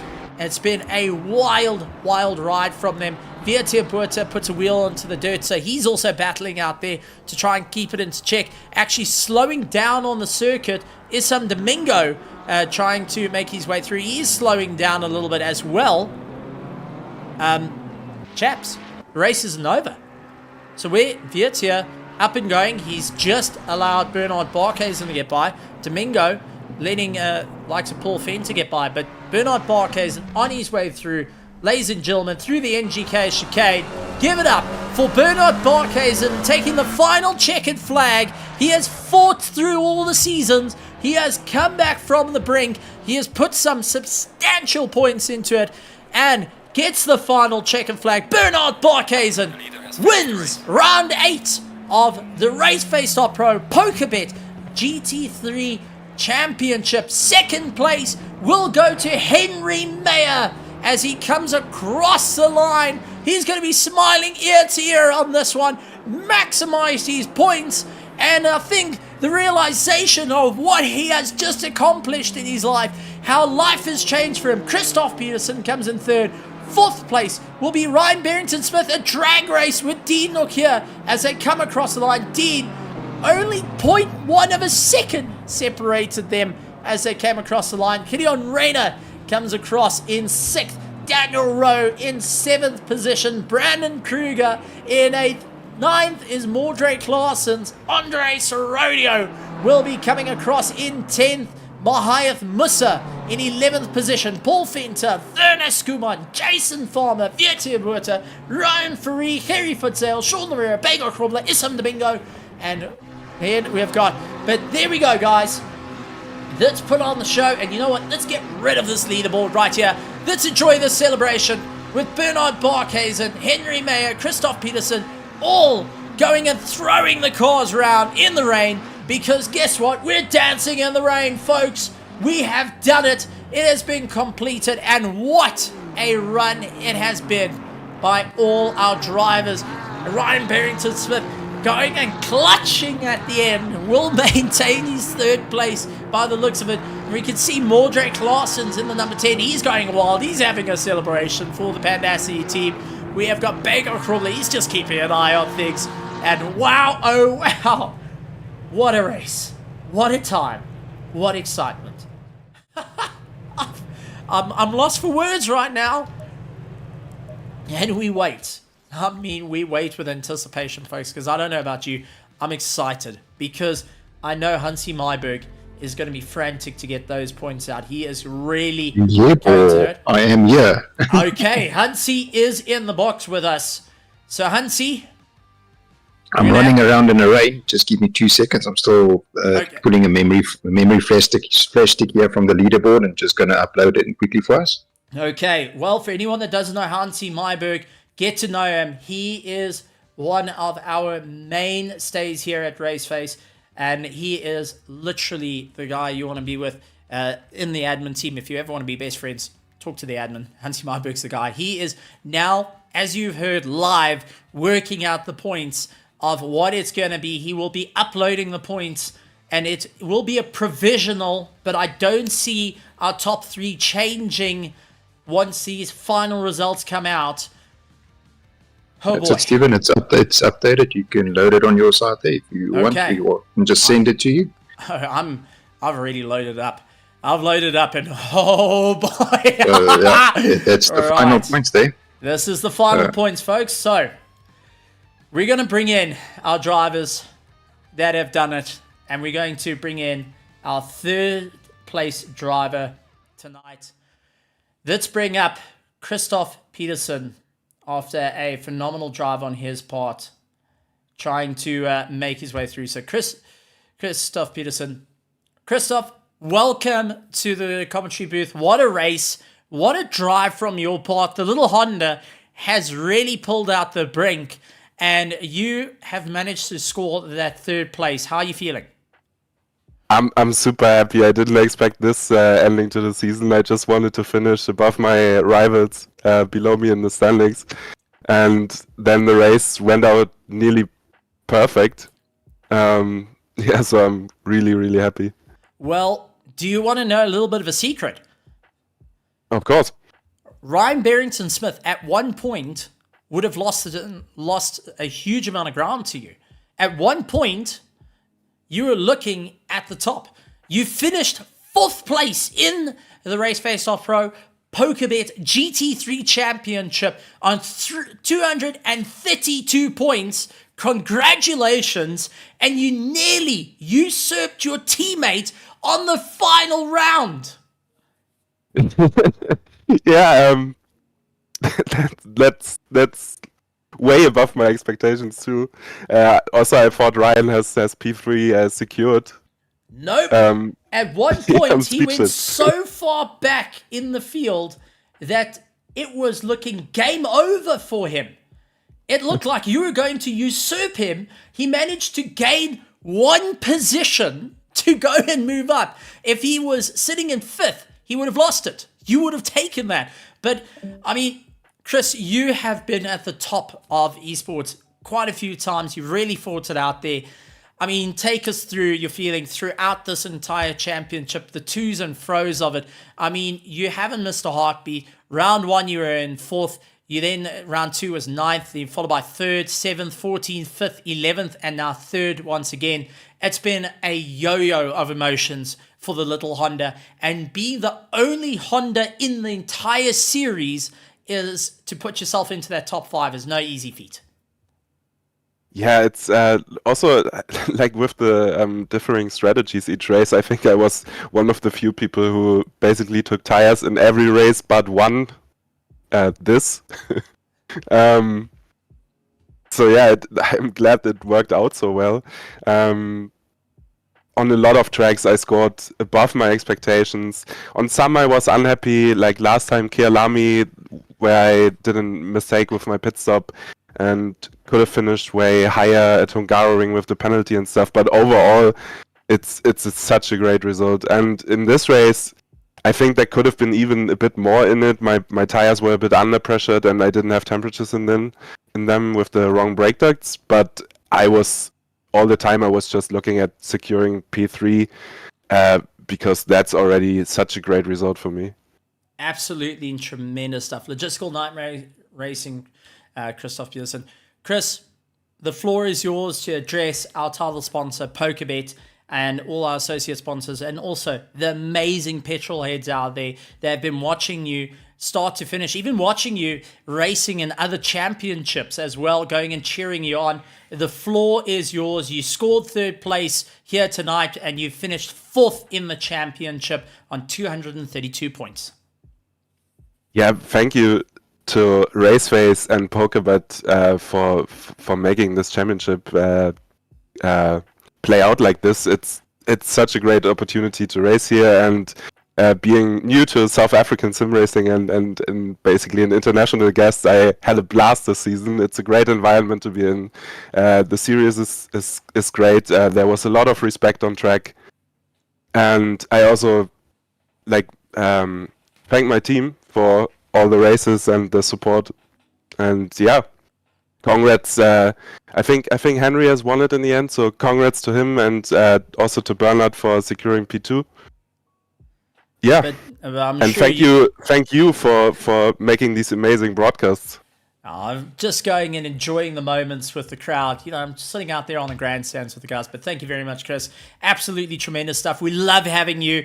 And I'm going to say that you are a honorary South African. You're just as South African as us, and you're more than welcome to come back. And I think next time you're going to be fighting out for that top spot. Thank you a lot. Thank you a lot. I'll be back for sure. Absolutely incredible. Go and enjoy the celebrations, the wild stuff, and tell Ryan to get his backside here. I know he's busy going and taking deep breaths by his car, but try and just get him out the car to come and have a chat to us. It would be brilliant. I'll tell him. Absolutely incredible stuff. Well, ladies and gentlemen, we got to go through this order here because we're going to bring in 1st place for the race, and we've got to give it up for Bernard Barkhuizen. Bernard Barkhuizen, welcome to the commentary box. You scored another 1st place for round 8. You did it last night. You did it again. This time, though, you're going and securing that 2nd place, 342 points by the end of the championship. And you have had an awesome run. The only race that cost you points was round 1, where you finished in 24th position. But you took it hammer and tongs to the sharp end of the field, and you are the only one to finish with both checkered flags for round 8 for any series sponsored by PokerBet. Yeah, I just wish we could do a rerun of race 1, and then it probably would have been different. But tonight the car was flipping mind blowing. I don't know. I just felt one with the car. It was just something else. So well, yeah, good. I've got to say, fantastic work on your side. But let's talk about it. You have just won your share of 150,000 Rand cash and PokerBet credits. Last night, you won your share of 100,000 Rand cash and PokerBet credits. That means you've won your share of 250,000 Rand on the cards. You've gone and done that. You've won your share of 250,000 Rand. 8 weeks ago, you climbed into your rig, ready for a race on a Wednesday and Thursday night, and tonight you're leaving with a good couple of thousand rands in the pocket. And how does that make you feel? You've scored huge in sim racing and being one of the major guys that's actually gone and set history here in South African sim racing. For sure, for sure. No, I feel great. At least I think I can afford a semi-cube now or something, you know. Well, not that high. Eh? Geez, like maybe half an active pedal. Okay. Yeah, no, like if it's active pedals, I think it's like 200 grand or whatever. But no, I think the Moser wheel that I have now is doing pretty well. So no, I'm just saying. But yeah, no, it feels great winning so much money, and yeah, I feel very privileged to compete and to do well. And yeah, it went great. Well, you've really taken the OG KSR team to the next height. You've really put it out towards the sharp end of the field. I mean, that must be quite a sensation to be that locker room leader out in it. I mean, take us through the what's running through your mind after everything that's come through, that now you've come to the end of the championships. We got a bit of a break, but realizing that it's all done, that you have come out and accomplished so much. I mean, let's talk about our sprint series. You missed 2 rounds to finish in second place. You come into the Thursday night and you're now finishing up in second place, narrowly missing that top spot. But I'm sure the bite is there for the next one. For sure, you know, it's a bit of a bittersweet taste, knowing that, you know, actually I could have done better. I could have done the 2 races in the beginning of the sprint and ended possibly higher. I could have done better in the first race in this season. So yeah, it's just unlucky, I guess, you know. And you know, for Henry, you know, he did a fantastic job as well. We can't discredit him on what he's achieved tonight. So yeah, all the best to him, and you know, congrats and everything. He really deserves it. Well, Bernard Barkhuizen, you've earned it. You have really put it towards the top there.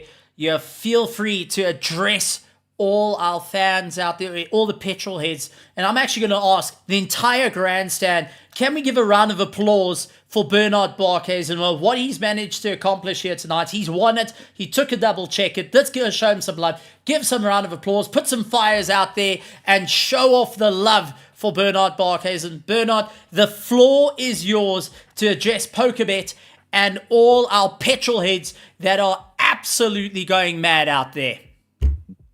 Yeah, you know, always firstly, I have to say thanks to Mr. Bertus Higu.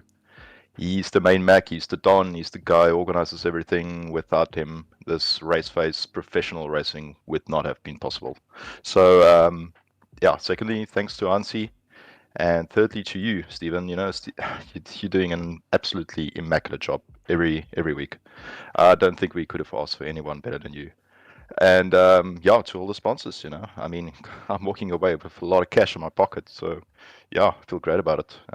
Yeah, thanks. So you're definitely getting yourself a chocolate milkshake, right? Yeah, I think more than one. Okay, so about 2.5 chocolate milkshakes. Yeah, and a few slabs. Maybe some Lindt chocolate. We'll see. No, you need to go for the Jelly Tots Milky Bar. That's going to be the best one.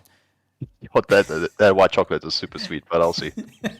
Well, Bernard Barkhuizen, go and enjoy the celebrations. Congratulations, and well done on the second place for the championship. Well done on your win tonight. You scored big, and we can't wait to see you back in fighting it out for that first place. For sure. Thanks, Stephen. Cheers, everyone. Oh, absolutely incredible. Well, let's bring in our third place for the championship. Ryan Barrington Smith. Ryan, I pulled you out there. My mistake. But I want to just go and talk about it.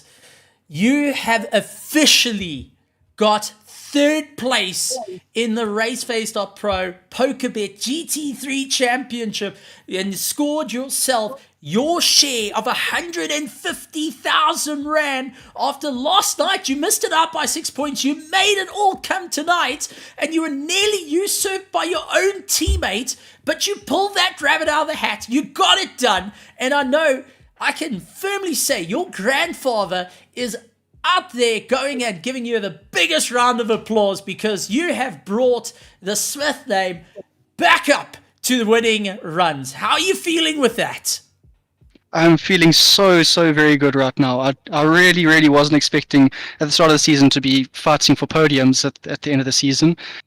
I was honestly just going to be happy with the top 6 in the championship. So, to come out with a podium in one of the races, 4 P4s and 3rd in the championship was way above what I was expecting. What it wasn't even my goal was 5th. So I mean, yeah, I'm so happy with it. I'm a bit disappointed I missed out last night. I definitely had the chance to get to 3rd, but unfortunately, the lap 1 incidents got the better of me. So yeah, that didn't pan out. But at least I got 4th in that championship, which I was also very happy about. Thinking about what I wanted at the start of the season. So yeah, this has been 2 really awesome championships. I'm so happy with how it's ended up. I can't explain it. And you walking away with life-changing prize money given by PokerBet, and for all the efforts that's going in. And for anyone that wants to just go and point out, I mean, Ashley Breville Wilson saying well done to you. He's got a major support, came in every single race from the first right through to the last, supporting you and supporting the rest of the team, but always going and saying, well done, Berries, well done, Berries. But you walking away with some life-changing income that's just come through for sim racing. But for everyone that doesn't know, Ryan Barrington-Smith's whole life has been wanting to get back into racing, to continue the generations of racing. Ryan Barrington-Smith, his grandfather raced Formula V's back in the 60s. And, well, I would say tonight would be a little bit of income to help kickstart your racing career properly for heading into 2025. Yes, absolutely. Yeah. Regarding the support with the LNR team has been absolutely awesome. Ashley's been in my ear during the races, basically being my spotter, my race mechanic, telling me everything I need to know with fuel and gaps ahead and behind. I've also had a couple other guys helping out with that kind of stuff. The LNR team's been so good to me.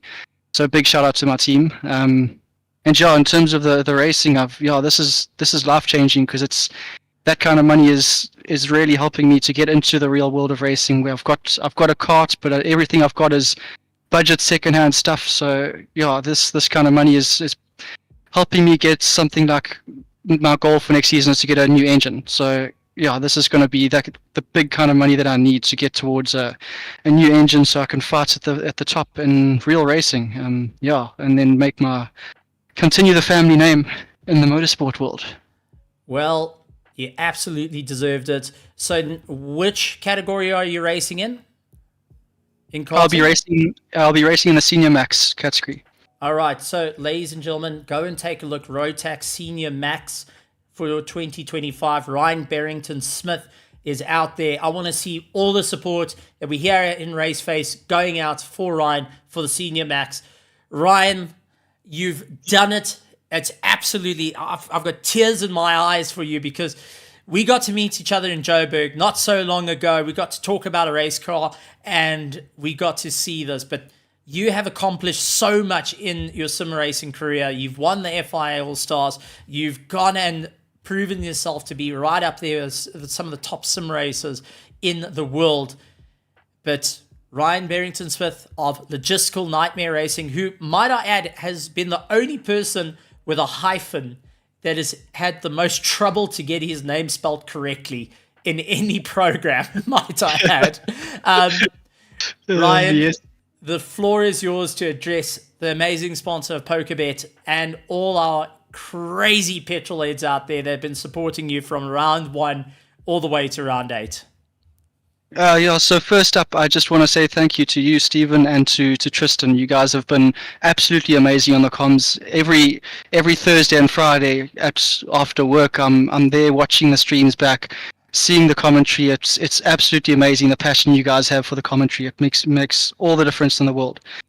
And then to Batis and Hansi, these guys are putting on such a great show for us. They bring in awesome sponsors. They're making these championships awesome for us to race. And I was chatting to Hansi just before I came in here, and it means the world to have championships like this going with sponsorships. And it's nothing I ever thought sim racing would be like. But yeah, that's absolutely awesome.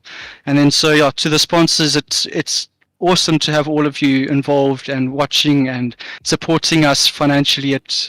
it means the world to have you supporting us and enjoying what we enjoy. And I really hope that this continues into the future. Well, Ryan, I'm going to say it one more time because it never gets old. Ladies and gentlemen, boys and girls, give a huge round of applause. Go wild in the chat. I want to see you guys in the future as well going wild. Ladies and gentlemen, third place in the RACEFACE.PRO PokerBet GT3 Championship and walking away with his share of 150,000 Rand. Ryan Barrington Smith taking that third place. Well done, mate. Well done. Thank you very much, Steve. Absolutely incredible. But we've all been waiting. We've all been excited. We've all been looking forward to it. Ladies and gentlemen, put your hands together. Go wild as we're going to say a congratulations to our champion, Tristan. You just arrived at the right time because we are going to bring in the man who has won his major share of 150,000 Rand, 369 points, beating out Bernard Barkhuizen. Put your hands together for Henry Mayer getting the win. Henry, you are the season 19 GT3 champion, and you have done it. You've walked away with your share of 150,000 Rand cash and PokerBet credits. You have scored 369 points, and yes, you ended with 69. How's that for a lucky one for Martin Racing? But well done. That means you have successfully gone and topped the charts for your share of 250,000 Rand cash and PokerBet credits in 1 week. You've walked away with this. How are you feeling? At this point, it's still sinking in a bit. It's been a long season. The plan was to keep it clean, especially tonight. That's why I wasn't pushing. But yeah, it's sinking in a bit now. Every race after the third round or something, you ask me, are you thinking about it? And I was like, every round it became more realistic, but I didn't want to think about it. Well, think about this.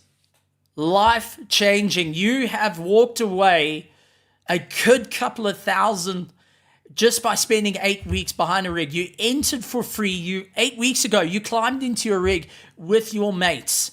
You had the guys saying, look, Henry, give it everything you got. You went and represented RACEFACE.PRO in the SRO Community Challenge. You won that. And you said to me, well, that's where it can't stop. It's got to be more. I've got to do something. You said to Tristan and I, something's got to go more here. We've got to move forward. But right now, Henry Mayer, you're the champion. You've won it. You've done it for the Sprint Series last night, and you've won it tonight. You've got your share of 250,000 Rand from PokerBet, and the guys are going wild. I'm taking a look over to our grandstands. The guys are absolutely going mental out there. PokerBet's going mental. Henry, you've done it.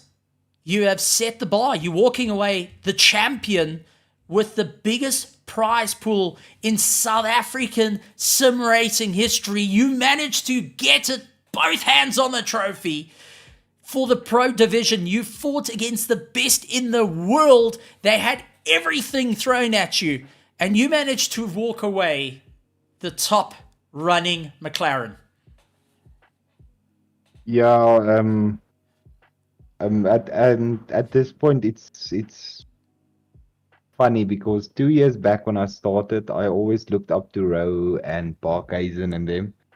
And now to be able to say, like, I officially beat them in a full season. Like, I know the Sprint Series was a 50-50 because he missed the first two races. But this one, we both entered all the races. So I feel this one is a bit sweeter than the Sprint Series.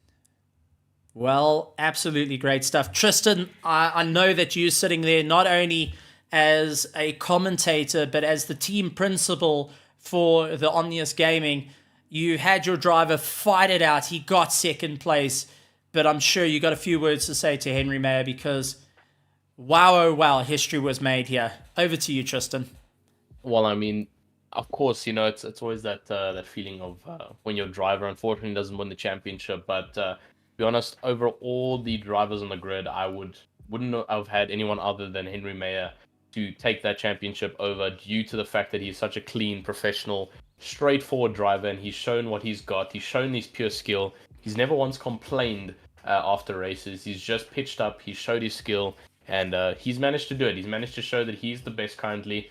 And that's what he's going to continue doing going into Season 20. So my utmost respect goes to you, Henry Mayer. Congratulations once more going into Season 20 and Season 13 for the Sprint and Championship. You've done an absolute incredible job for Season 19. And we can't wait what you do. We can't wait to see what you do next for the RACEFACE seasons. I mean, you are currently the best according to the Season 19 and Season 13, Season 12 metrics. How does that feel? It feels it's feeling great at this point. Like, I've been working so hard for the last couple of years to just get to a point where I can at least win something, and to win the RACEFACE when they've got a massive sponsor like PokerBet's coming on board, and being like the biggest prize pool that South Africa has seen before and winning it first time out, that feels great. I mean, absolutely. That's absolutely where it is. But, well, Henry, I think from both Tristan and myself, we just say congratulations on behalf of RACEFACE, on behalf of PokerBet. Just a well done. But ladies and gentlemen, boys and girls, let's go and get wild out there in the comments. Let's see you guys. I want to see everything. Put your hands together for Henry Mayer. What a great time. And Henry, you hold the crown, you hold the briefcase, and you have won it all. The floor is yours to address PokerBet and all the amazing petrol heads out there, because you've done it. You have become the fastest in South Africa. No, the fastest in the world. Henry Mayer, the floor is yours. Yeah, this is thanks to RACEFACE for this incredible season. Thanks to everyone behind the scenes, especially Bertus, Nancy. Thanks to Steven, Justin. Amazing job this season. Like, the passion you guys put into this is amazing. And then massive thanks to PokerBet, all the sponsors, to making it possible to get this done. Without all of you working in the background, I don't think it's possible. And then just a massive thanks to everyone watching, my brothers, bummies from work, and then to a great team. Like, the team was there supporting ups and downs throughout the season. Mostly a bit of laughing going on with the mic muted in the races, but it was a good season. So on to the next one. Absolutely incredible stuff. Well, Henry Mayer, go and enjoy the celebrations. You've done it. Congratulations on winning the 150,000 Rand prize pool. I mean, absolutely great stuff for Martin Racing. Thank you, Stephen. Well, Tristan, I mean, it's wowza. That's all I can say after such a phenomenal championship. We did ask a couple of guys to come and have a chat to us, and we have got Paul Fenter, head of LNR, going in and bringing himself in. Paul Fenter finished in 16th in the championship. A great running out there. Leader in the locker room for Logistical Nightmare Racing. But what has been seen here tonight, Henry Mayer has officially been the only driver in sim racing to walk away with majority share of 250,000 Rand in 1 week. I mean, Paul, think about that for sim racing. How are you feeling with it? Just being a part of this history must be quite an exciting thing. And to have even Ryan Barrington-Smith, your teammate, going and fighting it out towards the front, who nearly got usurped by his own teammate of Christoph Peterson to take away that third place. So we nearly had Ryan once again losing right at the last, and it would have been to his own teammate. Yep. Yeah, no, look, I guess, first thing we got to say is well done to Bertus and his team for, convincing PokerBet to come on board. And then, I guess someone at PokerBet needs a high five, maybe a bottle of cactus, to say, like, are you guys insane? yeah, 250,000 rand. No matter which way you skin that, that's insane amounts of money. And yeah, so awesome, absolutely awesome to be a part of a series where that kind of money was handed out. I sadly did not get a lion's share of that, but I guess we'll live to fight another day on that one. But yeah, teammates were going at it. So yeah, it's always fun, when the top boys are your teammates and they fighting each other for those top spots. So yeah, no, I'm very proud of the team, and I guess we can't wait for the next one. Well, Tristan, I'm sure you got a few questions in your bag to go and chat to the principal leader of Logistical Nightmare Racing, Paul Venter.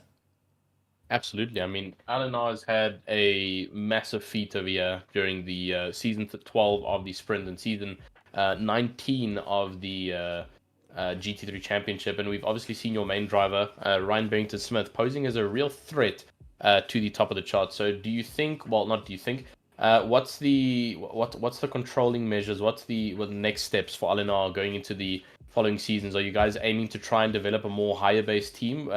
Possibly more teammates racing alongside Ryan Barrington-Smith, trying to bring a little bit of a team challenge to the top of the grid. I think probably the first step is most of us need to go get some, as we call it, speed juice. We'll need to go visit Zaire Essa and ask for an updated, maybe I think this might be 4.0 or 5.0 injection time. So, give us the juice and tell us where we're still slow so we can start going quicker. Christoph, he's up there, so I think a couple of the boys who didn't partake in the Pro Series, like Niall, had to withdraw. So yeah, I think the next one we'll probably garner a bit more of the top boys. Maybe try and get our American guys over from that do the iRacing side to come and join in. Those are all the top boys, and see what we can do. But yeah, I think get some speed juice and then some extra cactus shots. I'm sure that always motivates the team to go faster. And then try and just see how it develops and try and give it stick and be more supportive of the drivers, or be more competitive towards your own teammates. That we're fighting all for those more top end spots instead of the lower down side of the grid. Absolutely incredible stuff. But Paul Venter, well done on your racing. And it's been a championship to and fro, and the sim racing world rocked by what has happened over the course of 8 weeks with PokerBet raising the stakes every single time. But I'm sure there's much more to come. There's plenty of racing to come. You got a 4-week break at this point, which I'm sure a lot of drivers are going and sweating and saying, oh, thank heavens, finally we can take a bit of a break. But we do know Logistical Nightmare Racing does have some fun racing for those that are not even our pros, but guys that are just wanting to have a bit of fun there in their AM classes. They get to have a bit of fun with you guys out there. Yeah, absolutely, man. We've got the Tuesday series. We tend to somehow always call it this a season of chaos. So yeah, there's a season of chaos that started last week. So that's on the go. We've got a one make Mustang race thrown in there. We've got a one make M2 series race thrown into the mix with the in between the GT3s, and then on top of that, we have a nice little trophy that we're busy making that's going to look like chaos, which will go to whoever wins this little championship. So yeah, something just to spice everyone up before we head into our main event, which will be in October. Absolutely incredible stuff. Well, Paul Venter, the floor is yours to address our sponsor, PokerBet, and our associate sponsors, but also going and talking to all the amazing petrol heads that come in and week out, tuning into all the racing, going and supporting and just seeing how it's all going. Well, I mean, main thing is, without the sponsors, we won't be here. So as always, thanks to all of them. I know Red Star's there. I know PokerBets are there. I think there's one or two other ones. Those are two I can think of off the top of my head. But yeah, thanks to the sponsors, and then Barters and his team. Hansi always dealing with all of us. Always thanks to the boys for dealing with us and putting up such great events. And then just these 8 weeks, it has been intense battling and fighting, yet there has not been intense battling and fighting with each other off track, which is, that is what we want to see, and that's what we want to carry forward, which is the race, the race face way. We always, this is where you go to be fast and friendly. So yeah, absolutely, cannot wait for the next one and see everyone back on track in the next couple of days again. Well, that's it. And, just to share a bit of info because, it's always fun to have a bit of a laugh at those. Duplessis going and parking his car during the race. I'm sure you went and saw that the Audi R8 was parked off in the distance. Just to let you know what happened, he had work call him and he had to retire out of the race because of work. Yeah, that sounds about similar. As I finished across the finish line, I had to run because I had a baby girl that was crying. So, yeah, it's part of dad work life, So, yeah, we all have priorities, and this remains our hobby, except for Henry. He seems to be making a living out of this at this point in time. That's it. Well, Paul, thank you very much for joining us. Glad to have you here, and it's always looking forward to chatting to the leader of Logistical Nightmare Racing. Well, Tristan, we have now come to a close of our racing. It has been madness. We've had 8 weeks of absolutely incredible racing, and we have just gone and handed away in this week PokerBet actually coming to the table. It wasn't us, it was PokerBet, and we can't thank him enough for this, putting on that huge prize pool of 250,000 Rand over the course of 2 championships, 8 weeks long, and we got to see well over 100 plus drivers all attend to this. I mean, take us through your thoughts. You have to think about where we've come from in terms of, like we've mentioned. I mean, sim racing was like a side hobby. It was a little thing that RaceFace ran for the South African community to have some fun on a Thursday night, and here we are, giving away in 1 week 250,000 Rand of shares in cash and PokerBet credit. I mean, that literally is impossible without the sponsorships, and that is especially due to PokerBet. They have completely refined how sim racing works. They have set the bar very, very high, and it's unfortunately going to be running through the heads of all of these sim racers that, there's actually so much money up for grabs now that we're going to be seeing so many people coming from so many different championships. We're going to be seeing international people coming in, trying to win their share of the PokerBet championship stuff. If they do decide to sponsor us again, or if we get any other potential future sponsors, they have just raised the bar so high up that sim racing will never be the same again. It can no longer be defined as just that small little hobby in South Africa. It is now the pinnacle of not even a hobby, a potential money-making, proper profit thing, like we saw from tonight. Henry Mayer putting in a grind for 8 weeks and getting his highest share of 250,000 Rand. I mean, I'm still trying to process it, Stephen. Absolutely incredible. Well, as we like to do at the end of the championship, and please take a look and just give a round of applause to our amazing drivers that are going through. I'm going to go start from top all the way down, from highest points to lowest points for our pro division. Tristan will have our pro-am division. So Tristan, if you don't mind, I'm going to go through the order. Henry Mayer, Bernard Barkhuizen, Ryan Barrington-Smith, Christoph Peterson, Gideon Renner, Daniel Rowe, Maeth Musa, Bego Krobler, Andre Saradio, Fleming Bauer, Brandon Kruger, Dino Kier, Werner Skuman, Quan Duplessis, Jason Farmer, Paul Fenter, Sean Lorero, Rian van der Reis, Vietia Buerta, Mordrake Larsens, Tiernas Buerta, along with Ryan Ferree in 22nd. 23rd, Mac van der Merwe, followed by Issam Domingo, Gerry van Zel, Jude Neville, Kevin Jacobs, Jean Verveers, Ruin Heineke, Ruin Kleinans, Jaco Kotze, Keegan Sanderson, Daniel de Villiers, Niall Bullion, Darren Miller, Loic Randebal, Chris Heineke, Jean Leroux, Michael Donson, Connor Bergstrom, and going through Brett Kokamp, Eric Kirstein, and Tyler Humphreys, rounding out our pros. Let's go and dive into our pro-ams.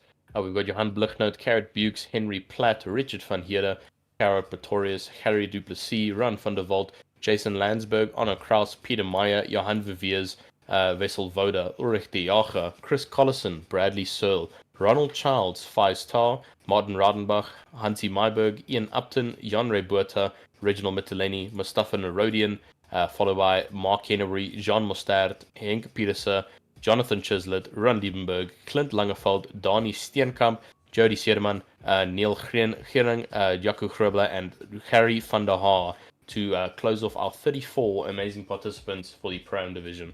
Yeah, and we cannot forget our AM division as well, because they do exist. They have shown it all, and we expect to see the names. So the winner of our AM division, Niall Swart, Graham Mouton, Winham Putter, Altman Butter, Jackie Alberts, Rob Funnyheather, BG Smith, William Wentworth, Daniel van de Venter, Lucan Haynes, Jean-Ray Toy, Etienne Mouton, Alex Petro, Sean Oliver, Ludwig Zetman, Elwin Prim, Julian Bronze, Lucas Jouet, Henny Porkita, Davy Dreyer, Andre Gubisi, Alex Sky, Jacques Creel, Brandon Fenter, Christian Zetman, Barry Lubber, along with Abdib Gabaldine, I do apologize if I got that one wrong, Merlin McDonald, Werner Boshoff, Michael Berg, Roquez Jatim, Dean DePries, Kurbas Merling, Jacques Porkita, Vic Petro, Francois Hines, Jean-Ray Erasmus, Lee Bullion, along with Picky Stander and Bertus Hugo, scoring 20 points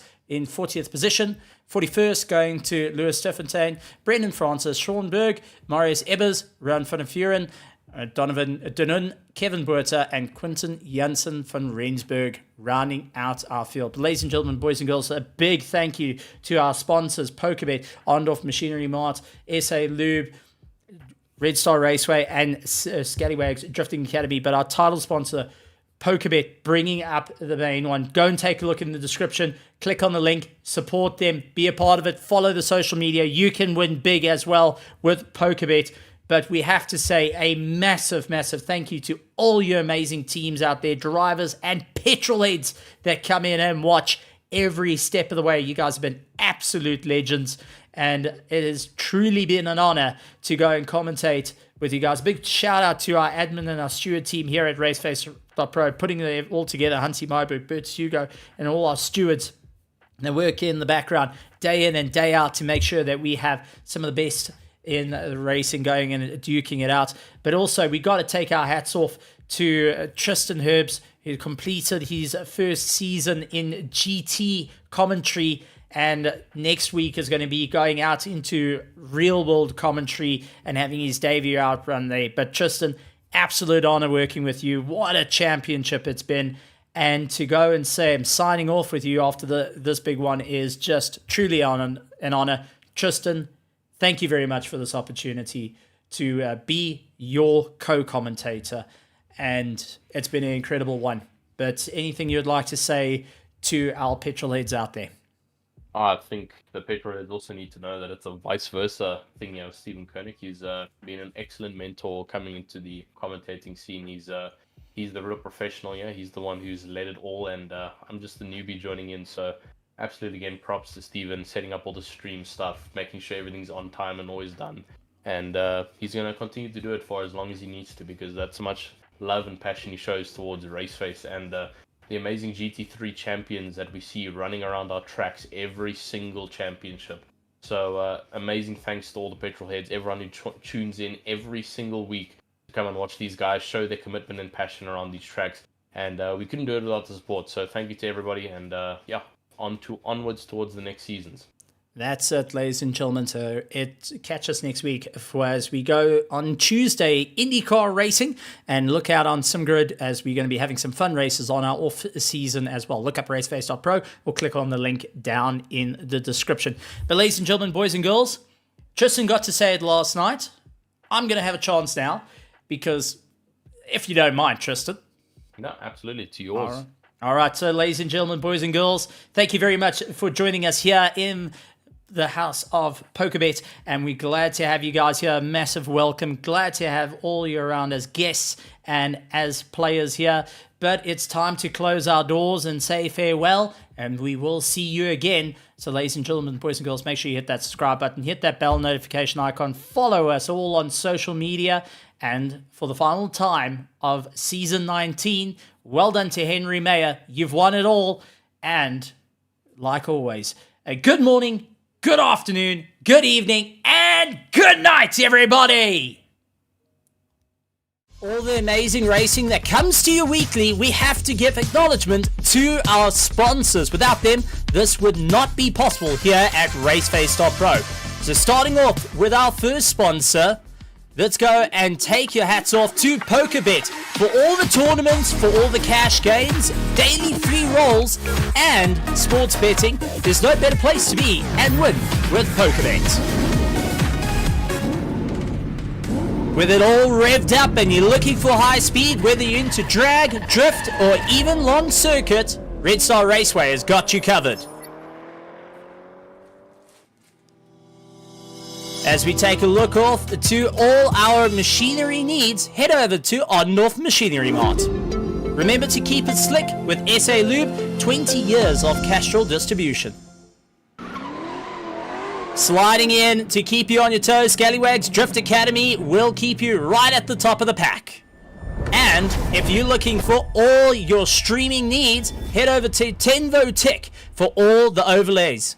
And once again, ladies and gentlemen, boys and girls, it's been an honor having you. We'll see you next time right here from the THT Productions.